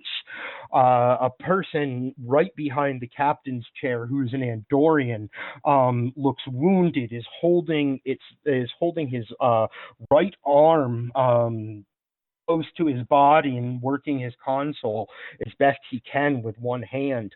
And sitting in the captain's chair, there is a muscular, kind of heavy-set guy. He's human. He's got short, cropped hair and a beard that looks like he wants to grow a beard, and sometimes he shaves it because he feels like he doesn't. It's one of those starts to grow a beard, and then he's like, nah, and then he starts to grow a beard, and then he's like, nah. So it's one of those beards that's not quite a full beard. And the Andorian at the tactical station behind the captain's chair says, 2 ships in range, sir, only 2. The Appalachia and the Reliant is just outside the system. And in an Australian accent, I can't do an Australian accent. Maybe Baz can give us the voice after I tell you what he says. He says, Appalachia is a small frigate class. And send the information Reliant, Graves' eyes only until he reads it. Go ahead and give us that line in some kind of Australian accent, Baz. Graves' eyes only until he reads it. Right on. And then it cuts to the outside where we see the ship is not listing. This ship is still very much in the fight, as it were, but 2 Borg cubes are bearing down on it, and USS Basilope puts itself between those cubes and a Federation transport vessel that warps away just as the plasma shots, huge plasma beams and torpedoes just come from both of the Borg cubes down on the USS Basilope, and it explodes in a fiery wreck. I told you guys I was going to destroy a ship that you might care about. And we cut back to the USS Reliant. Everything that just happened has happened. Eli and his team are down in the cargo bay doing the trauma surgery. There are doctors flooding sick. All of your. Yeah. Does the captain have any great last words, Baz? Does he say crikey like you're saying in chat? Yeah, let's just end it with crikey. That's awesome. It just seeing all these the fire incoming, torpedoes, disruptor beams, just looking out the main screen and saying crikey, and a moment later the whole ship just boom. I love it. That's a great scene. And then we're back on like I said, Eli's teams are working overtime. Everybody that was on the away team is starting to move back to some going to the bridge. I don't know where everyone is going, but I think most of you are headed back toward the bridge. And we pick up on Graves and Whately. And Whately, you just saved the ship. There's no doubt. Had you not picked up that Klingon behind you, had you not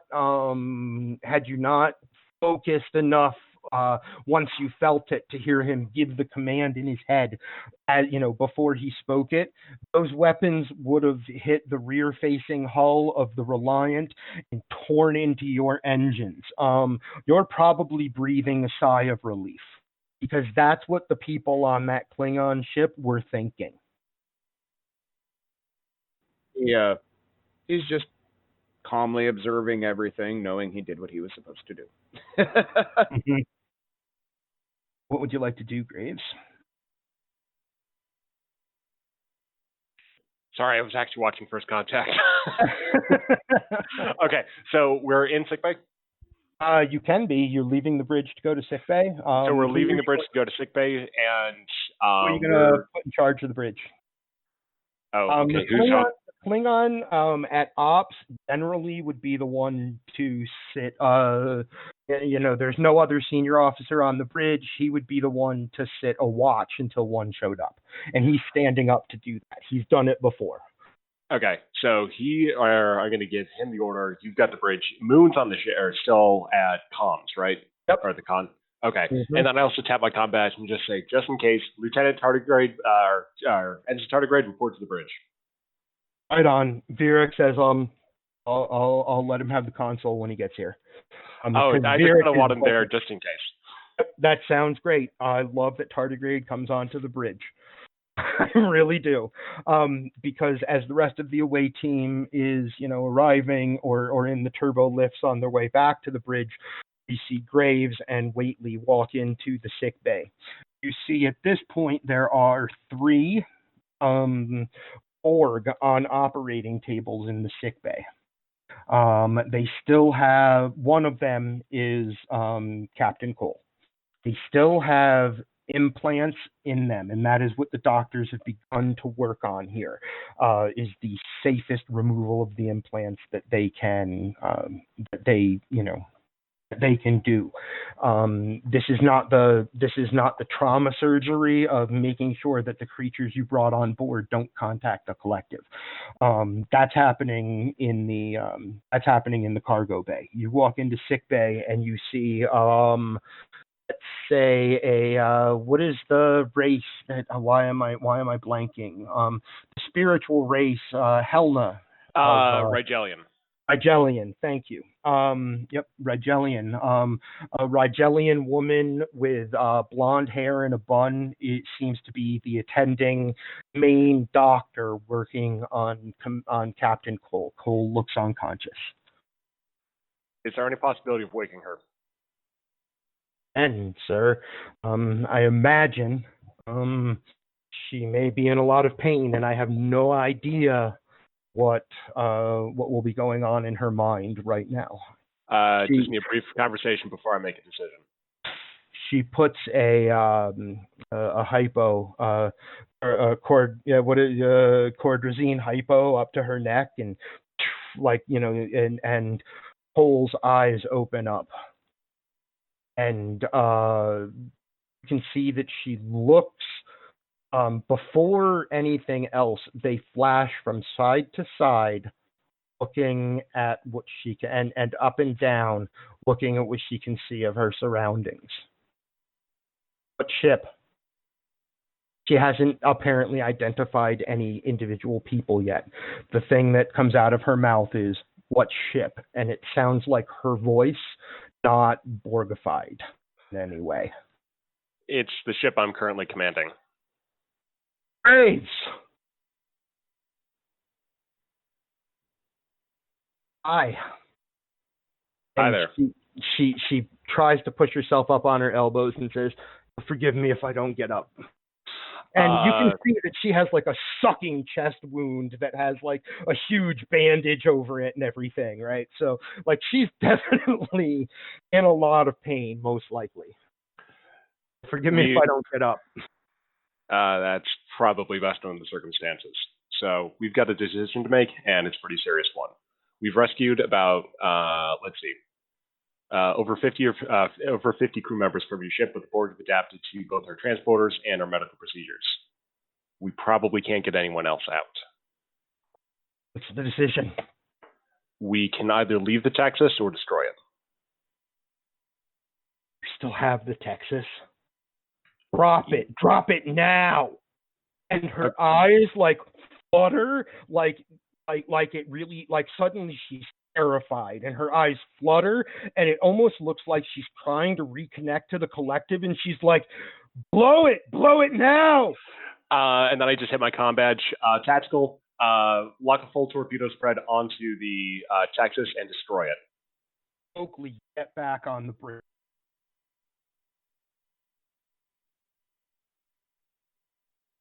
Come up in chat. Oakley gets back on the bridge. Uh-oh. Where's Oakley? As everyone else arrives back on the bridge, so does Oakley. Kara moves over to Moon and just claps him on the shoulders and... Sorry. I just need to see what Oakley types in before we go too far. Cool. Tardigrade gives a wave. I see that in chat. Okay. As Kendra arrives back on the bridge, the Klingon, of course, just stands up and goes back to the ops console. Janik comes up and takes the auxiliary tactical station next to an officer you've come to know as Virik. He's half Vulcan, half Romulan. Oh yes, Virik and I have bonded over our shared multi-heritage. There you go. He is, because aren't you half human, half Romulan? I'm half human, half Romulan. Yeah, and he's half Vulcan, half Romulan. So absolutely, you have probably bonded over the fact that you're both like we're part Romulan and we're in the Federation. That's cool. So I like it. Virik's even started to get a bit of a character here. So the two of you move back, and Tardigrade takes the tactical console. Kara, you slide back into the. Actually, Kara doesn't. She doesn't relieve Moon. I can tell you that much. But especially with Oakley freaking out, she does run over to Oakley. But we can leave that for a minute. Well, I'm going to tell you guys where Oakley comes in and is freaking out. When you first walk on the bridge, do you want to take out, he's ready to stand up from his seat. Are you going to take the seat? Kara slaps him on the shoulders and sits him back down. You're doing good, son. Just sit where you are. I'm a little too... She holds up a hand, which is shaking. You fly for now. Quentin and Rick move to their bridge stations, and Elenis takes the center seat. At that moment, Oakley comes onto the bridge, flashing and blinking and like almost spinning in place. Oakley's got a picture on the front that looks like a terrified face.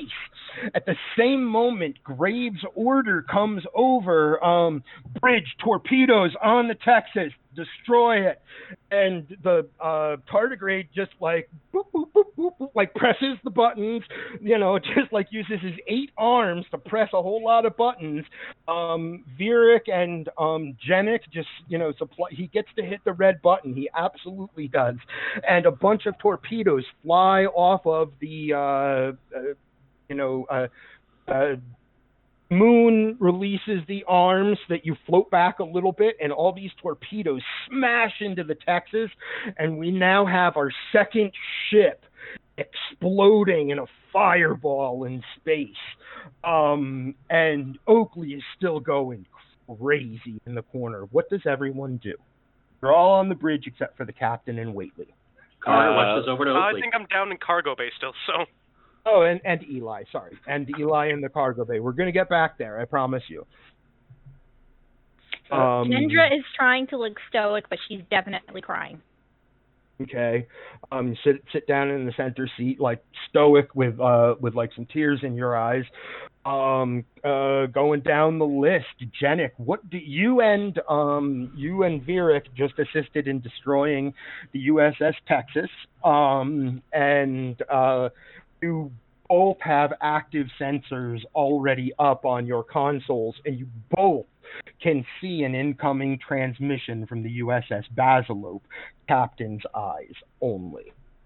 I'm gonna leave that. Kara, you're shaking behind Moon, probably sitting down in the secondary pilot area off to his right there. No, actually, I bet you would be running over to Oakley. That's what you're saying in the chat, right? Yeah, as soon as he appears, and he's obviously freaking out. And Quentin and Rick, what are you doing as Oakley appears and Kara runs over? I'm gonna look at Oakley, notice that he's sort of directing towards the arm control, and just sort of does a sort of just gonna check out the arms in the console, see if there's anything going. Roll an I scan stuff roll. Reason engineering. Sounds great. I scan stuff. I'm gonna use another momentum just to. Okay. You guys have 6 of it. I'm going to throw. Is it 2 threat to increase your complication range? 1 threat, but you could do it up to like 4 times. I'm just going to spend 2 to up your complication range to 18 or above. Okay, so 16 is my target. And okay, there we go. 3 successes, no complications. That's not even using the ship. That's not even using the ship. You don't need to, so I'm not going to roll it. You spend a momentum and gain it back.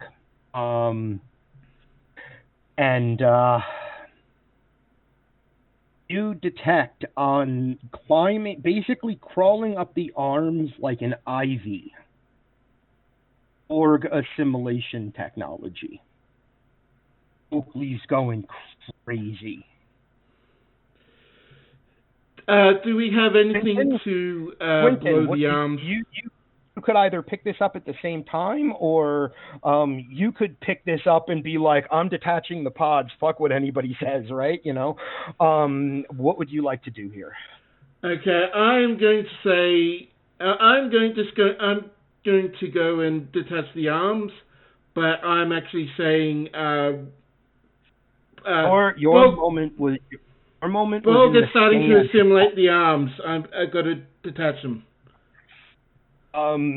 Quentin, you know that you can just blow them. All you have to do is blow the anchors. They have stuff on them just for this purpose. You detonate 2 charges, boom, and the arms fall off of your ship. What do I need a roll for that, or you need to make that your action if you would like to do it? Or you could wait for Rick to hit the engineering way to do it and detach them without blowing the charges. I hit the space bar and activate the charges. I love that. But the charges on the bottom at the base of the arms blow, and these 2 arms float off into space, and we see now out in space the green kind of ivy-like Borg tech crawling up. Anyone else on the bridge want to do something? Janet immediately recommends that we fire 2 torpedoes and destroy the arms.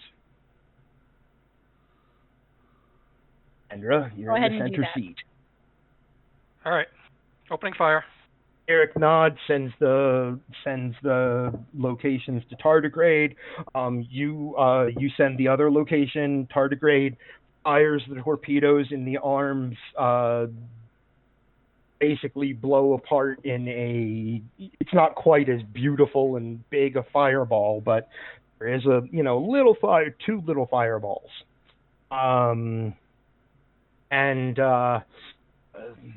That kind of brings us to the breathing moment of our scene, as Virik looks over to Jenik and says, "You're going to send it to him, or am I?" Tardigrade has not picked up the only Virik and Jenik picked up the coded transmission from the Basilope. She'll just inform Kendra as like, "Sir, we're picking up the transmission." And and Virik adds captain's eyes only. Yeah, captain's eyes only. I'm just going to let you know that after Graves gave that order, he's going to go right back to the bridge. Okay, you walk onto the bridge as Jenik says, "Just got a transmission," and Virik adds captain's eyes only. And you walk onto the bridge hearing captain's eyes only. Are you staying with Cole? Maybe. What was the question? Are you going to stay in sickbay where Captain Cole is still awake?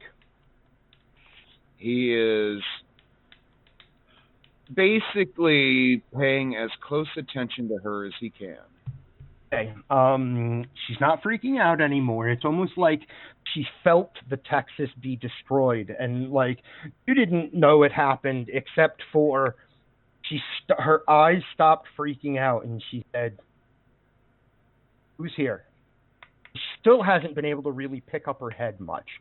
And the doctor says, we'll think of a good Regellian name later. She says her name. The other attending nurse says their name, and do you say anything? He says, I am, sir. So this hurts a lot, and I'm not sure I'm going to be much good except to say that anything I knew about what we were doing in there, which isn't any more than what you probably know, they know now. Just keep that in mind. Whately is going to basically do a deep probe of her mind. His primary thing is he wants to know exactly what she did while she was a Borg, that she can remember. Hey.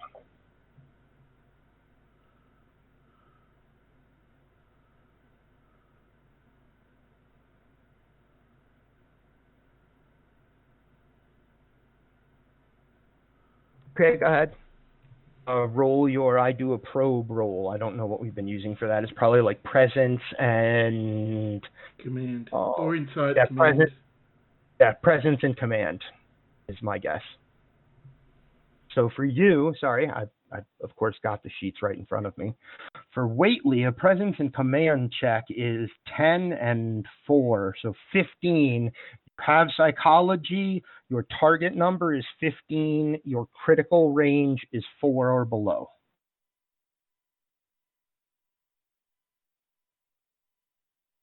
Oh my. So, I think that so here's what happens. Thank you for rolling the 1. You guys can stop that at any moment. Nope, not allowed. No. Anytime you guys want to stop rolling 1s tonight, I'd be totally okay with that. You find out something about Captain Cole that you didn't know before. She knows how to protect her mind, but she's weak, she's hurt right now, and you get in.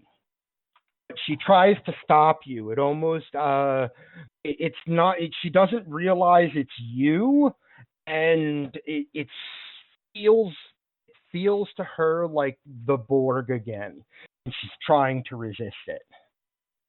So you slip inside. What did she do while she was Borg? She assimilated crew and ship, moving downward to assimilate the entirety of the USS Texas to be brought into the Unimatrix gate they are building.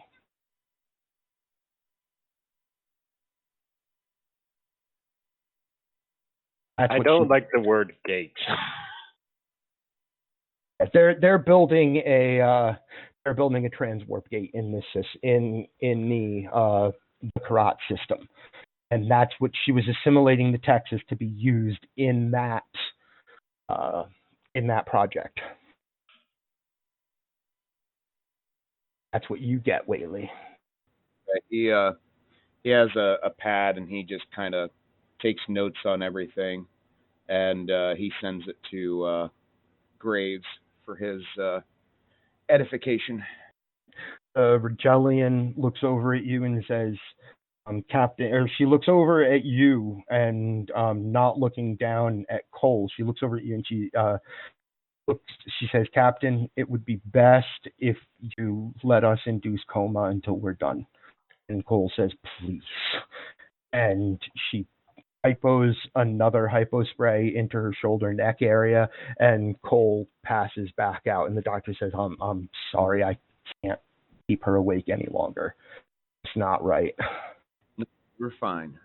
He stands up from where he was sitting and just kind of looks around, and he looks at the doctor and says, just make certain she gets the best care you can. That's what we're doing. And leave sickbay. Graves just walked onto the bridge to the words, Captain's eyes only, and all of you are at your stations except for Eli. Eli, you are still working on the 13 Borg that were sent to you. Well, now 12, 11, there's three already, there's only 10 left in the cargo bays. But have you ever done something that is a high-stress thing that is well within your capabilities, but you just have to keep doing it? And Does how, this game like, count? And so for Eli, this is like you've now been in surgery for like well over an hour and a half, basically, it feels like. And as things are as time, it's a matter of the way that I've heard, like I've heard both a nurse and a mechanic say it when they have to be working on something for a super long period of time. It doesn't take long for it to for your mind to go, oh wow, we are so far from done.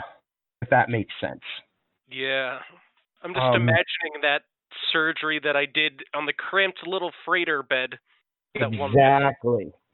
Exactly. And I'm going to make a roll that you guys don't need to know who it's for unless it actually matters.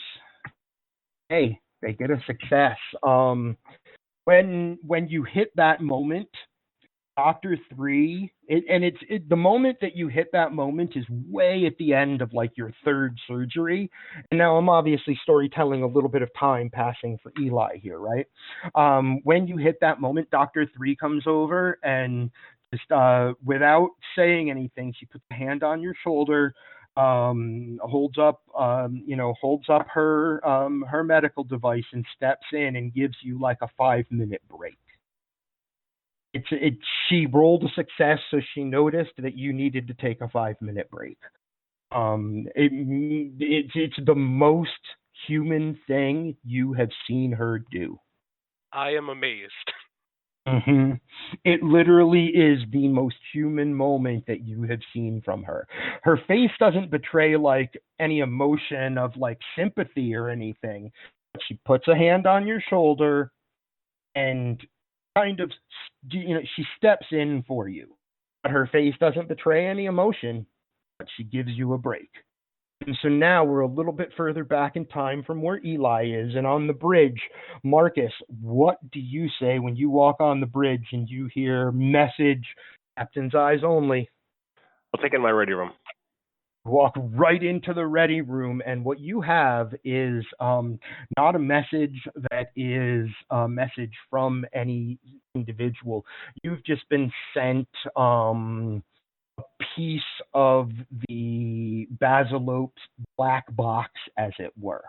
The Basilope had an eyes-only mission. Only the captain and his command crew had any idea what they were supposed to do.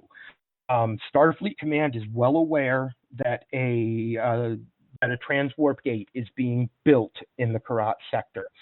They think that there is a way to stop it, and that's what the Basilope was supposed to do. It will require getting on board the Unimatrix that is already partially built, finding a terminal that has the codes, and you may need to find more than one terminal. It will have the codes that can be used to detonate areas that are built in. The liberated Borg in Starfleet intelligence have told Starfleet Command there are charges built into the beginnings of a gate in order to, if construction has gone in a wrong direction, they can blow a piece off and begin again. But if you can get on board the Unimatrix structure, find 3, 4, 5 consoles that have essentially the frequency, the code, set those off. Basilope was there to get those codes and blow the gate. And by sending you these orders, the captain of the USS Basilope has just made you responsible for those orders. Marcus just reads the orders. Also, you kind of know that ship is destroyed. Like, there's no doubt he would not have sent this unless they were about to be destroyed.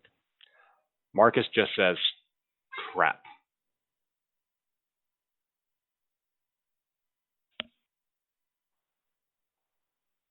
Crap. So then so just to be clear, so do we have the codes that No. Basilope... Okay, so we don't have the codes. Basilope never got a team onto the Unimatrix. So Going to we need require, to infiltrate a Unimatrix to get these codes, to then input into a terminal, to then... Oh, no, you can send... Once you get the codes, you can send those codes from the Reliant. You just have to get close enough to where the gate... You have to get the codes and then get the Reliant close enough to where the gate is being built that you can send those frequencies, and it will blow the it will blow the charges, causing the gate to disrupt and fall apart. All right. So Marcus starts thinking about this for a minute, and then smiles a little bit and heads back onto the bridge. Okay. All of you on the bridge have had like a minute of taking a breath and getting yourselves together. I saw some cool like little role playing in the chat of like, Kara telling Oakley what a great, little exocomp he is, and Oakley is kind of checking in on everybody actually as Graves walks back onto the bridge. Does anybody have anything they would have done when he said, "I'll take it in my ready room"? Was gone for like, I don't know, like 3 or 4 minutes, maybe 5, and then walks back out. Just real quick, I want to reiterate the exact words because I thought it was funny. Kara stops Oakley and hugs him. You got the shuttle and saved us. You goddamn little hunk of silicon. I love you.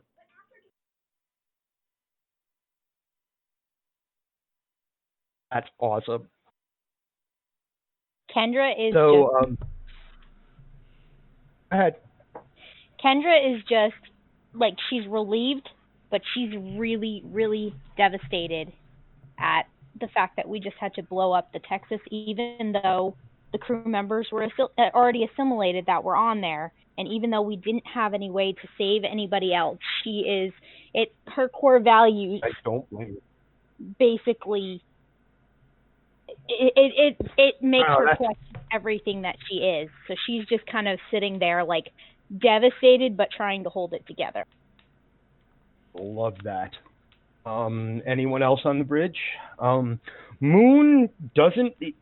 Moon has a combination of emotions on his face, and Waitley, you walk onto the bridge when the captain comes out of his ready room, so you're all there. I'm going to put you all there, except for Eli, who's working on saving a lot of lives. What you can tell of what those of you who can see him, Moon is a combination of happy with what he just did. He just pulled off a really great maneuver to get you guys out of danger, right? But he also is feeling, you can tell that he's got the same thing going on that Kendra does. He hasn't stopped looking at the spot on the view screen where the Texas was. So, there we go. That's your NPC on the bridge. Anybody else have something to do before the captain and Waitley walk onto the bridge? Kara, noticing Moon's dead-eyed thousand-yard stare, moves over and gently guides him away from the console. You've done a good job, Ensign Moon. He goes and takes. Maybe you should take a quick break. He takes his own seat. He takes his own seat at the secondary console, and he goes, "Yeah, that's not an easy thing to watch." Understood, Ensign. All I can think about is all the people we did get out. Before we came along, they were all doomed. Okay. Jenik, anything that you're doing? You're at one of those back seats on the bridge, sitting next to Virak, and he's like, "That was..." He kind of looks over at you and says, "That was intense. Necessary, right?" It's been a long day. Yeah. I'm focusing on my work right now. Quentin, anything you want to do before the captain walks back out and Waitley walks onto the bridge? I'm trying to remember real quick. Which diagnostic is like the super simple one? It's a level 5? Yep. I think it's 5, and then level 1 is is the Oh, tear level it down. 1 is is like the big, how are we So, doing? Level 5 diagnostic all main sensor systems and essentially light up the entire area with an active sensor sweep just to Right on. paranoia. Roll. This actually requires a science-y roll. I love when people get to make rolls. That's what, tabletop gaming is about. It is a reason and science. So you have 15 as your target number, and you are diligent. So 4 is your critical range. I'm going to spend one for the ship, right? And you get 1 die for the ship. I'm going to spend 1 threat to increase your complication range. It is now 19 and 20 gives you a complication.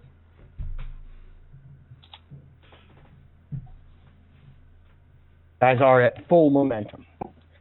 You can stop rolling these 3 success rolls any time now, guys. I didn't roll once for you. I did that on purpose. All right, there we go. There we go.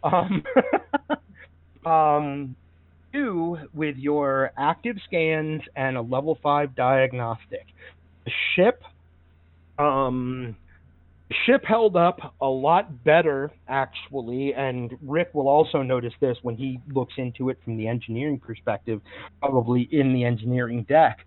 The shields did a whole lot better than they should have. However, some of the rear-facing shield relays have burned out, and it looks like engineering teams are busy responding to like another fire because the ship just, they're putting out another fire. It's not really a fire, but the ship did just do a low-distance warp 1 jump, kind of half blind. And so the warp core is their primary concern right now. You can see that 3, we'll call them phase shielding couplers, right, are burnt out. And so your rear shields going forward will be less than the best they could be. To pick that up. Rick, what do you want to do? Well, with that scare with the Borg starting to assimilate the arms, Rick's going into what I'm going to call hyper-paranoid mode, and he's going to double-check everything that he can.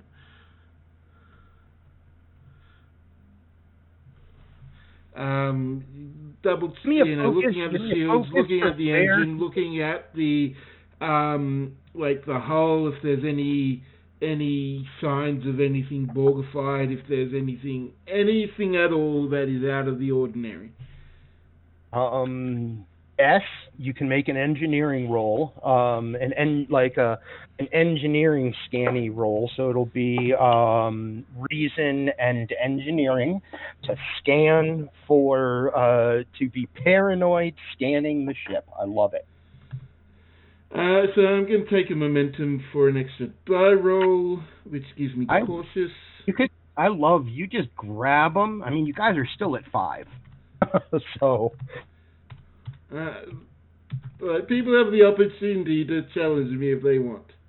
And I'm completely tapping roll beforehand. I challenge your rolling abilities. 3 successes. You get back the momentum that you just spent. And I believe you guys are at 6 momentum still. Back the momentum that you spent, and you pick up in the cargo bay. There are a lot of active Borg signatures. It's what the medical teams are down there doing right now. They are disconnecting those signatures. Right now, those cells that are rigged with what Quentin had discovered from the ancient civilization, that right now that's holding back these holding back those safeties. 9 or 8 Borg that are left down there. It's holding them. They're not able to connect to the collective right now, so you're good there. You scan through you scan over the hull. Nothing Borg anywhere on the hull. Scan through the engineering deck. There's nothing Borg in the engineering deck. There is, however, a massive Borg signature, and it's not one signature. It's the fact that there are now like 4 or 5 Borg. They're not connected to the collective in any way. Like, you can tell that with your scan. However, their Borg implants are still active. They are being removed as you are scanning them, and they are all in induced comas while that's happening.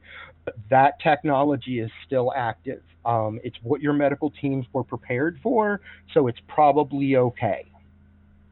That's what you will pick up with your massive success on your engineering scan. And at that point, yeah, as long as there's no Borg signatures where they're not meant to be, then at least I am slightly less paranoid, but still not completely. Okay, so you're slightly less paranoid as turbo lift door opens, Whately walks onto the bridge, the ready room door opens, and Marcus walks onto the bridge.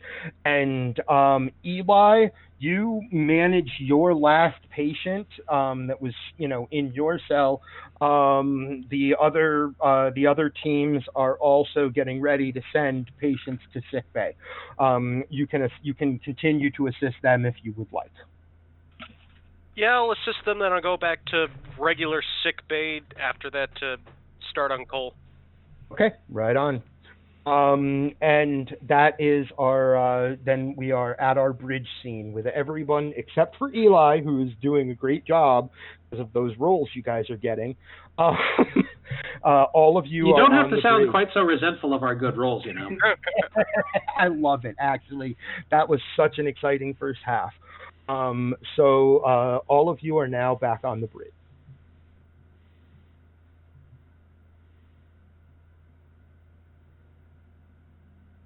So Graves walks onto the bridge and just sort of kind of gives everyone a nod of like, we did the best we could, but kind of gives that posture of we're not done yet. Actually, he just says, very good job, everyone, but we're not done yet. There's a complication. Acknowledged, sir. You tell me where to go. I'll get us there. Moon looks over at you. Virik looks over at you. Klingon at Ops looks over at you. The USS Basileip was just destroyed. It was on a mission of the utmost importance because it could effectively determine whether or not the system is about to fall. First, I need to know, do we have everything on the ship secure? We have some shield emitters out at the aft, but apart from that, team's already on it. Apart from that, everything is fine. What about our docking arm, or our salvage arms? We had to blow them. Total loss, Captain. I'm not reading anything from them. All right. I'll read about the briefings on that later. Whately, or Chaplain Whately, how is Cole doing? She seems to be stable as I left the medical staff induced coma until they finished with their operations. Understood. Before we proceed any further, I assume that the medical teams in sick bay are in the cargo bay are still working on our patients. Eric offer. Actually, the Klingon says, "Yes, Captain." Send a message to the 47 crew members we picked up. I know they're probably still rattled, but if they have anyone in their company that is in any shape to do to assist with any medical work, I'd like them to be assisting in the recovery operation if they can. He says, "I'll send messages to my team." to my teams, and you realize those are absolutely his teams. His people would have been the ones. It would have been operations crew that would have met those people on the transporter decks and probably moved them all into the coffee house that you guys have, essentially the cafe, right? Probably and he says, I'll get word to my teams and see what we can do, sir. All right, and a general inventory of what crew or what their specialties are would also be pretty good as well. The long and the short of it is that the Borg are building a transport gate in the system, and we need to destroy it. We are the only option left. I don't suppose the Basilib sent along her cloaking device along with these orders. Nope, I've got an idea for how to deal with that, though. I trust you, sir. Point the way. All right. Can we open a comm channel without revealing our exact location? Bryce says, that wouldn't be too hard, sir. All right. Prepare and he since you play tardigrade as well, Bryce shares the information. Basically, you now have two people at your main tactical console, Bryce and Ensign Tardigrade. So Bryce sends Tardigrade what will need to happen for that. And Marcus just says, "Oh wait, or what are we waiting for Tardy?"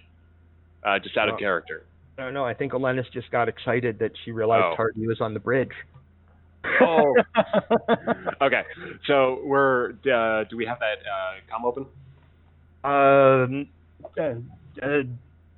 Who's the comm going to? Actually, he says, I can get you a reasonably secure channel unless we're sending it right into the system. Then I just need something that neither the Borg or anyone else can necessarily pinpoint us on. We can do that. Where do I need to send it? Somewhere to the system, just general area. Okay. What are we sending? Just open the comm. I'll take care of it. He'll have, since it's going right into the system, he basically looks for Tardigrade to double check his figure.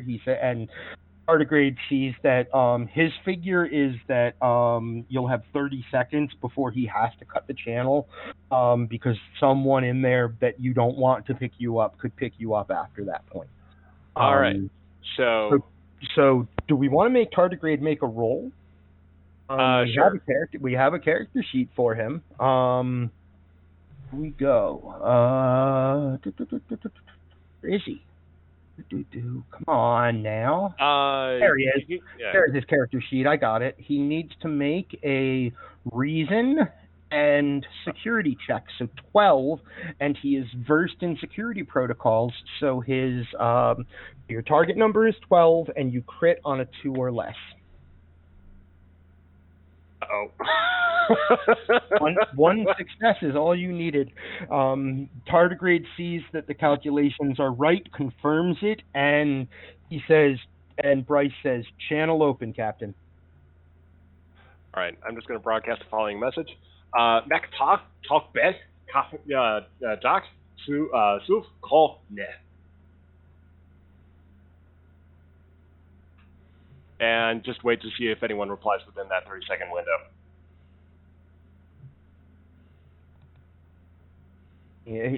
Bryce says, 15 seconds, sir. If we don't pick up anything, move the ship to random location. And Kara keys in a course out of the area to her not a random point, but to everyone else a random point. 4 seconds, sir. I'm going to have to close it. Close channel. And before his finger hits the closed channel, you hear, Nukne Federation. Glad you can listen to reason. You are in. What was that? This place is a death trap. It is, but we can make it a death trap for our mutual enemy. What do you want? I need to get close to that Unimatrix so we can destroy it. We have a good plan for how to do that, and I've got some special assets to make that even easier. All I need is that cloaking, or someone to travel with that cloaking device. and deliver this asset to that location. Quentin, you are being actively scanned. Captain, we're being scanned. From the Karat system. You cannot detect whether it is a Klingon scan or a Borg scan. So I know where you've been scanned. Quentin just said, what was it, Captain? We're being scanned. Anything to do with you, my Klingon friend? Of course. All right. We'll just sit here. One does not talk to the enemy without knowing what the enemy brings to the table. Let's see. Are you familiar with a little incident that occurred during our, let's just say, our people's first mutual conflicts? Your people tell you what they are building here, then? Yes, they did. And some of our people were lost in trying to get that information to us as well. So we have dead to fight for in this. Speak of honor. I try to be an honorable man in my dealings, and my key is to make sure that honor is served so warriors can fight the fight they are meant to, not enslaved by the Borg. You're a warrior, then. Not a diplomat. I face down. So far, you have no visual on this guy. I've had my fair share of conflict. We've destroyed a member of Species 8472, and something that would validate your species or your people's claims against the Gorn. I appreciate what your people have tried to do for the galaxy. It will get you to the Unimatrix. USS Reliant. Very good. You, Captain of USS Reliant, will speak for Klingon control of this system when you are done. Deal? Absolutely deal. We will meet you at these coordinates. And he sends coordinates that bring you back into the Karat system that come through Quentin's console. And you can route them to Kara if you would like. Bryce says, I'm closing the channel, sir. He already did. I am not certain the Borg didn't pick that up, but I don't think they did. All right, let's go ahead and meet them as soon as we possibly can. As far as I'm concerned, this is going to be a small boarding away mission. Lieutenant Tardigrade will absolutely be essential, and Lieutenant Tardigrade should fetch our special harness. Kara looks back over her shoulder after typing in the course. You know, Captain, if you keep up this level of diplomacy, High Command's going to love you just as much as they love me. I can live with that. I thought you could, sir. I can she live engages with the that. course. And the Reliant, it does that cool, space shot of the Reliant flying back into this system with 2 moons. And as you kind of are more or less breaking the wall of entering the system, you're coming in at, I am assuming, a standard warp, not warp, a standard, not warp, impulse. You're coming in at a pretty standard impulse speed, and almost as if they are showing off. As you enter the system, 2 birds of prey briefly appear, and you see their they briefly appear, and you only get a signal, which is just a it doesn't have any words in it. It's just it's a communications nod is what the Reliant gets as one ping. They come through with a communications ping, and you see their wings go down into their attack patterns as they cloak. And there was also one above you that did the same thing. And these three, you can be certain that there are three Klingon birds of prey that have you surrounded, essentially like a protective blanket. Well, I feel just like an egg in a nest full of crazy star raptors, sir. Better than the Borg. True. It's better than the Borg. Anyone else?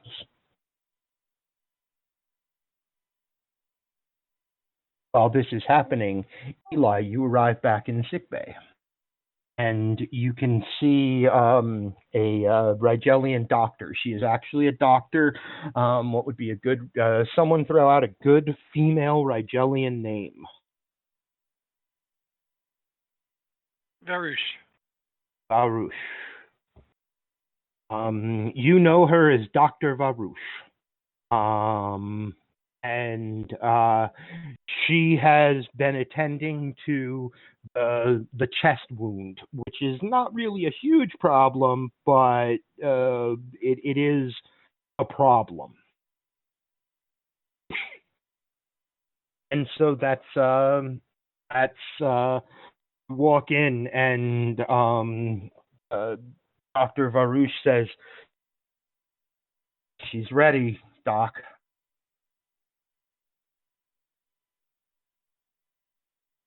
See, she's in an induced coma, Eli. Eli. Hold on a second. Okay, my thing wasn't plugged in fully. I was talking, but nobody was hearing me. There we go. Yeah, no, we didn't hear you. There we go. So yeah, she says she's ready, Doc. All right. All right, Dr. Varouche, let's get this started.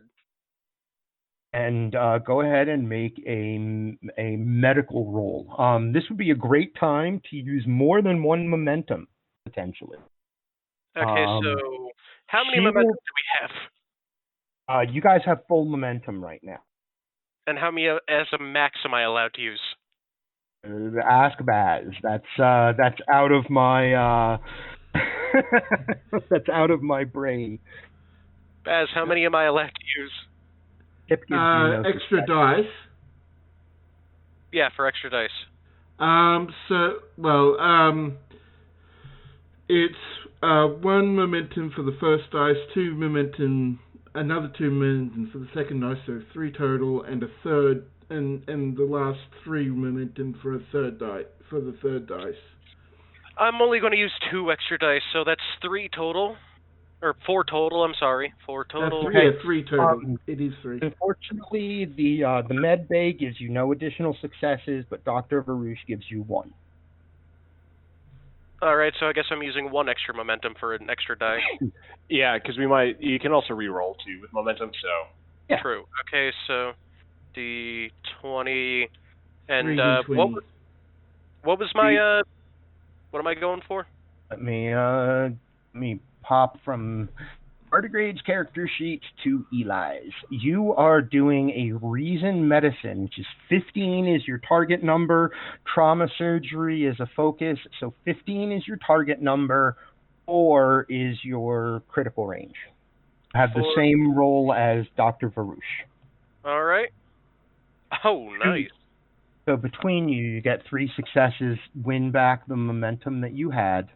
And it takes a little while. It's probably going to take, the away team is probably already going to be off of the ship when you're done. But you and your medical teams finish up in the cargo bay, in the trauma ward that you guys set up. You have disconnected 13 Borg from the collective, one of them being Space Mom. Or you working with Dr. Varouche do an incredible job in removing the implants because she hadn't been assimilated very long. It's like 7 of 9 still has some, stuff that you see on her, but Picard doesn't, right? By the time you're done, except for the wounds of where things were taken out of her, which will all heal and some will scar, but she'll look like herself again when you're all done. Now, again, this takes a while. This is, and when you're done, you've probably reached you can see the rest of your medical teams are doing a good job. You have a very, very good sick bay. And midway through kind of like your surgery, 8 people that have Starfleet uniforms on that you do not recognize. All of them are wearing medical blues. 2 of them have on lab coats over their medical blues, and one of them says, "I don't know who the chief medical officer is here, but we are here to help." They're going to have.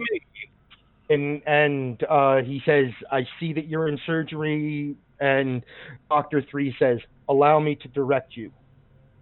And she says, "Dr. O'Connor will need one of you over here. 3 of you, please go to." And she directs these 8 people who come in because they're not trained in the same way your doctors are, right? Like your doctors right now, this is what they're set up to do. These people are not, right? Yeah. And so he puts enough of them with each team that they can assist, and it makes things go faster. Yes, the ops officer managed to get that done. And the Reliant, you see, as we pull back out of sickbay, the Reliant is flying at whatever speed you guys want into. You guys know what Karat looks like in the game, where it's these huge, square pieces connected by basically what are Borgified girders between them in some cases. You have an idea of what that might look like inside, but the Reliant is okay. So what it is, Ara, is they have these large square structures that are connected by what I would say they're essentially like girders that have been Borgified, but they're big enough that more things can exist within them. There are also floating smaller. There are floating smaller. There you go. That's a great picture. You can see the one moon that's got a big piece blown out of it. And one thing that you would see as you get in closer is, actually you can even see it in this picture. The ones that have the lights coming out of the top and bottom of them are structures that are as big as some of the pieces that are connected. But they are not connected, and they seem to have an independent power source that is emitting that light. The information that you're getting, Quentin, shows that those structures have the least amount of Borg, and all of them have at least a couple of what seem to be computer terminals connected to the rest of what's going on here. That's what you guys know going in.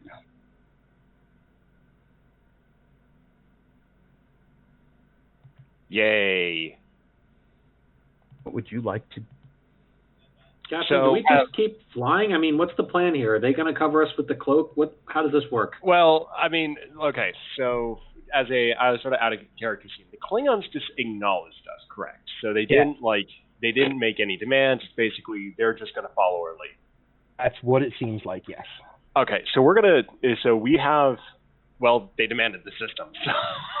Yeah, they demanded that they didn't demand that it work, but they said you will speak for Klingon control of this system when it's all done.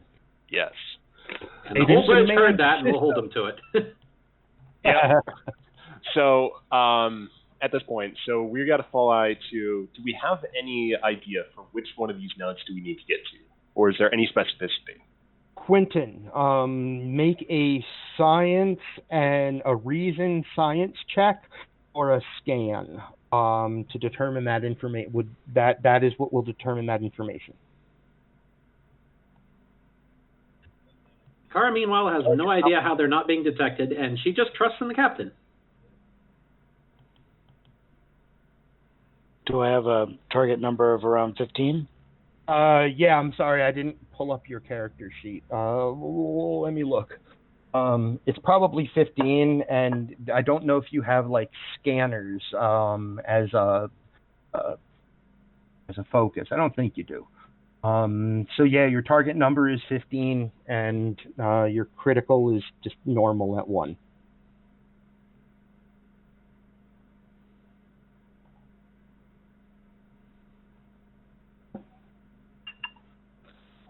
I should switch back to looking at the... Oh, my... Oh, what a complication. That's awesome. Would you like to spend 2 momentum to get rid of that complication? I'm going to recommend that I do. Yeah, let's go ahead and do that while we're flying near Borg stuff. Got lots of momentum, and Oh, you've got lots of momentum, and that's a great time to use it. And I love that we're right at endgame when you have to use it. It's awesome. Don't give the GM any nefarious ideas. Don't give me any nefarious ideas. Yep. The information that you need, Quentin, is any of those square structures will do. The least amount of Borg life signs exist on. If you open up that picture of Karat that Duncan shared there. I do have to real quick stop you. So what you're saying is that when it comes to this, anyone will do. Anyone will do. Essentially, you can beam onto. You could beam onto those floating ones that are independent of the structures. You can beam onto any of the large square pieces near the structures. Ones that seem to have less Borg life signs and potentially less computer nodes, but have independent power source. They have less Borg around them. You're detecting probes that kind of have a very predictable pattern, and the occasional sphere that comes through on a much larger sweep of the area. So those are probably the safest ones. There are definitely more opportunities for accessing consoles and such if you beam onto part of the structure.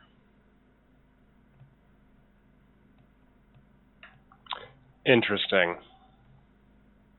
Basically, it's like both of them have their advantages. It's a decision, and it's obvious that these 3 Klingon birds of prey are willing to they're ready to accompany you whichever direction you go. Obviously, the disadvantage of going a little bit deeper in is that there are cubes in there. So if we go deeper in, there's more Borg, more cubes. But also more opportunity once you're aboard. You might be able to get all the information you need from one away team. Whereas if you go to the ones on the outside, you might have to send an away team and then move to another one of those and send the away team again. We've got 3 birds of prey with us. We're going in. Okay. And so our final scene of tonight's game is the Reliant flying in, and the obviously the audience would know that like little distortions around Reliant are those birds of prey, and looking at Karat as this large double the amount of stuff that is in that picture that Duncan shared. Like, it's a big thing, and there's an obvious part where they've started to build a little gate. And our final scene is Reliant flying into that mess, like not floating in to rescue the Texas, but instead flying into that mess. With the little fluctuations of the birds of prey that are accompanying you on the way in, and as you go in, you hear I don't know what the proper Klingon would be for. If you must die, die well. And in fact, your universal translator changes it to if you must, and you realize that it went to the Reliant and the other two ships, the other two birds of prey, and it came from the bird of prey above you. Probably the guy you talked to is up there because it's his voice again, and it says, if you must die, die well. Don't let them take you. I plan to live forever. And with that, like with seeing the Borg cubes and the spheres and the probes in green letters across the screen, to be continued.